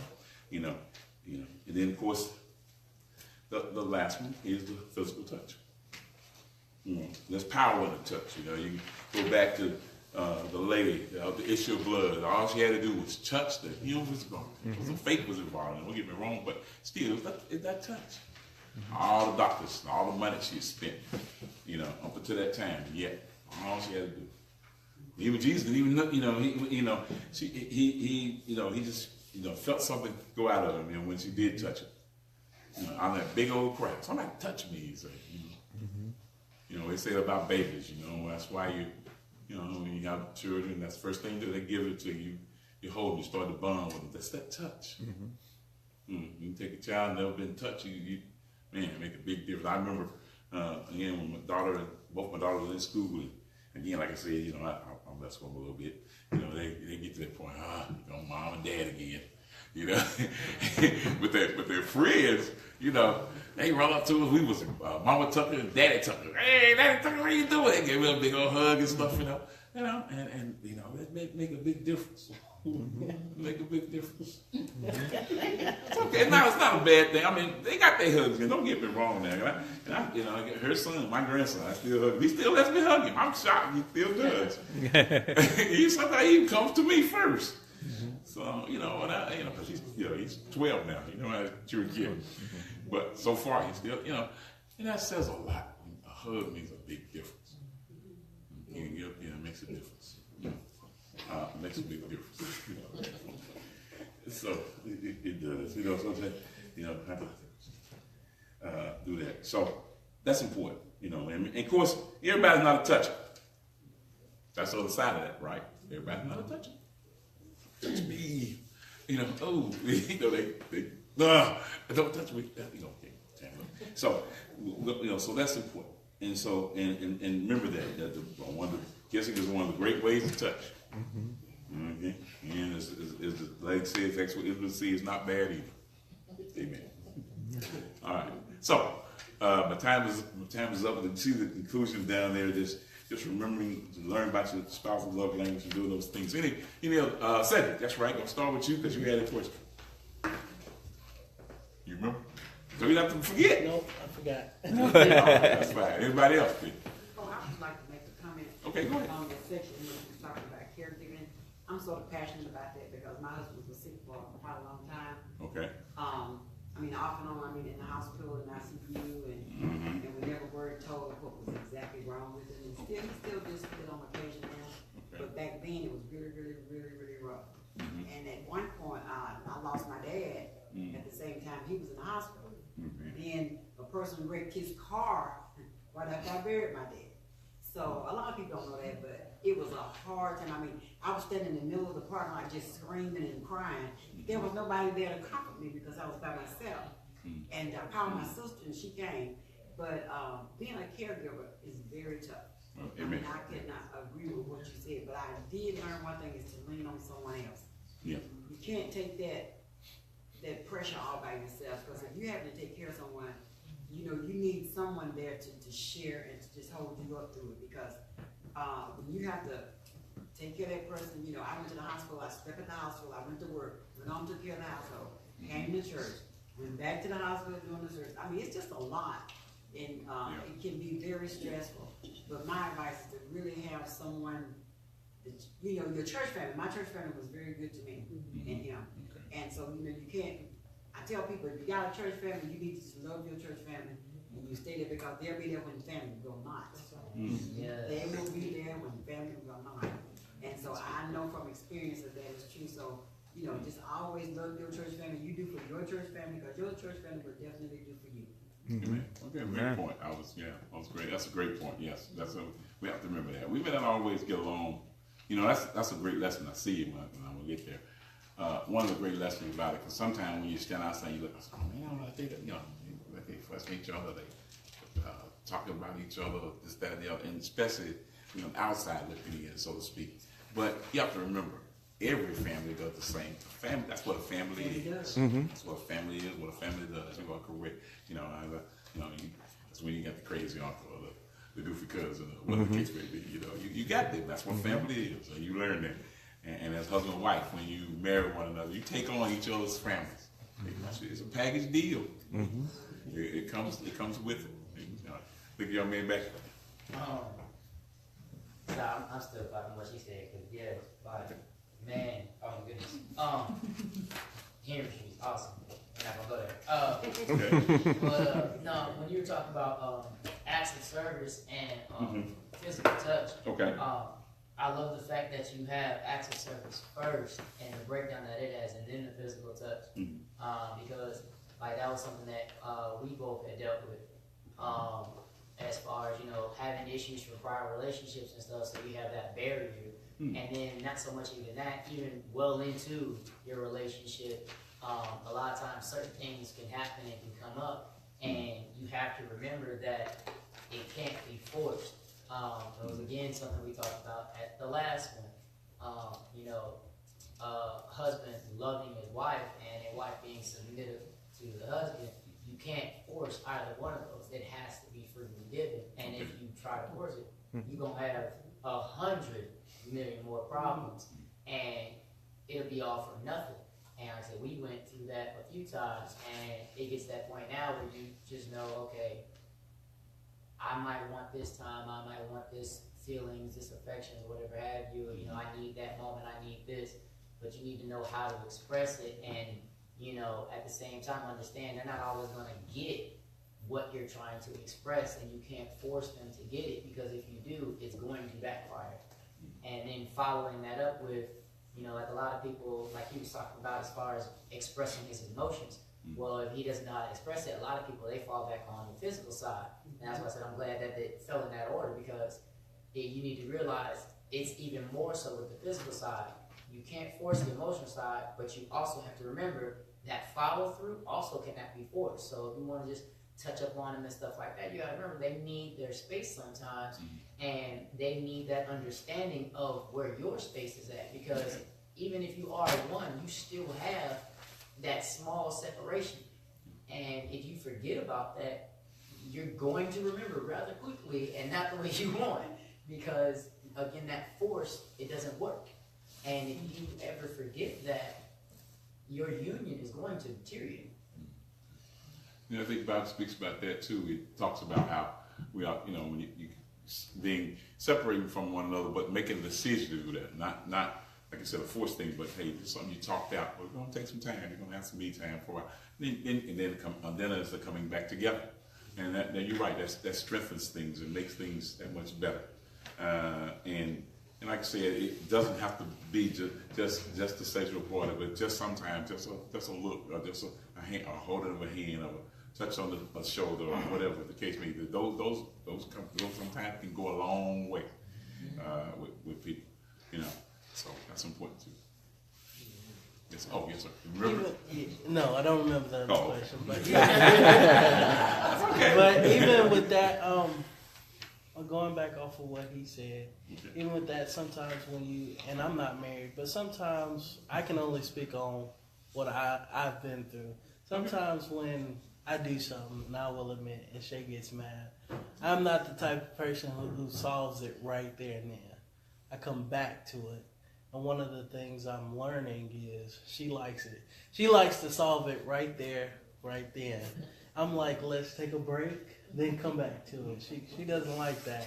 But because that's the way, and going back to my parents, that's the way my parents were. If they couldn't solve something, they take a break, then come back to it, and then solve it. And yeah, that's pretty much it. And yes, sir. I'm just going to remember something you mentioned earlier. Okay. Well, I'm just going to say, when a man truly gives of himself, and it's the 3 T's: his time, his talent, and whatever he treasured. Okay. During that time, because every that time, that guy was noticing that young father there. He come around, he had his kid, and you can tell how he was holding her that he had genuine love in his child and that. And most of the time, you don't see no father to get. It's always the mother there. Mm-hmm. The father's somewhere else. So I have to commend him on that. I ain't different things, but whatever somebody, if they get cared enough about something that's put a lot of time in it, they don't have a problem spending money on it. Mm-hmm. Like your car. What is when your heart is, where you train? Yeah, that's what it is. All right. I think that's our time. Unless it's that's our time. All right. Well, I will go ahead. If you want to, I go ahead and make a short prayer. Yeah, go ahead when you're ready. That's fine. Let me make one announcement real quick. No problem. But definitely want to thank everybody for coming on out. Did we have a good time as usual? Yeah. And so let's do it again on next occasion. We'll definitely get notices out to everybody. But again, I think what we shared actually helps each other. You know, if you notice when he was talking, I was smiling. Because most of the time we all been there, done that one. You know what I mean? But the good thing about it, though, if we've been there, done that, you also see evidence that we can overcome some of these things, right? Amen. Otherwise, you know, nobody would make it if you didn't have any issues. That would be unrealistic, right? If you are married, you know you got problems, right? And so, but the good thing about it, everybody in this room can make it because everybody in this room has the ability to say, hey, I'm not perfect. We're not perfect. Let's keep working through this thing. Then Satan will have no control, you know, over our households because we won't let him have control, right? Amen. And so obviously then, again, thank you for coming out once again. And we want to thank this man for doing a good job, don't we? Yes. He did an awesome job. And we thank you and commend you as well. So we're going to go ahead and let him go ahead and do the closing prayer. And then the food should be ready in there. Am I saying it right? Okay. The food is in there. We got plenty in there. So please don't be shy and go over there. And you'll be surprised at what we have for you. We'll let you go ahead and pray. Okay, all right. Let's pray together. Dear God, Heavenly Father, we thank you so much for the time.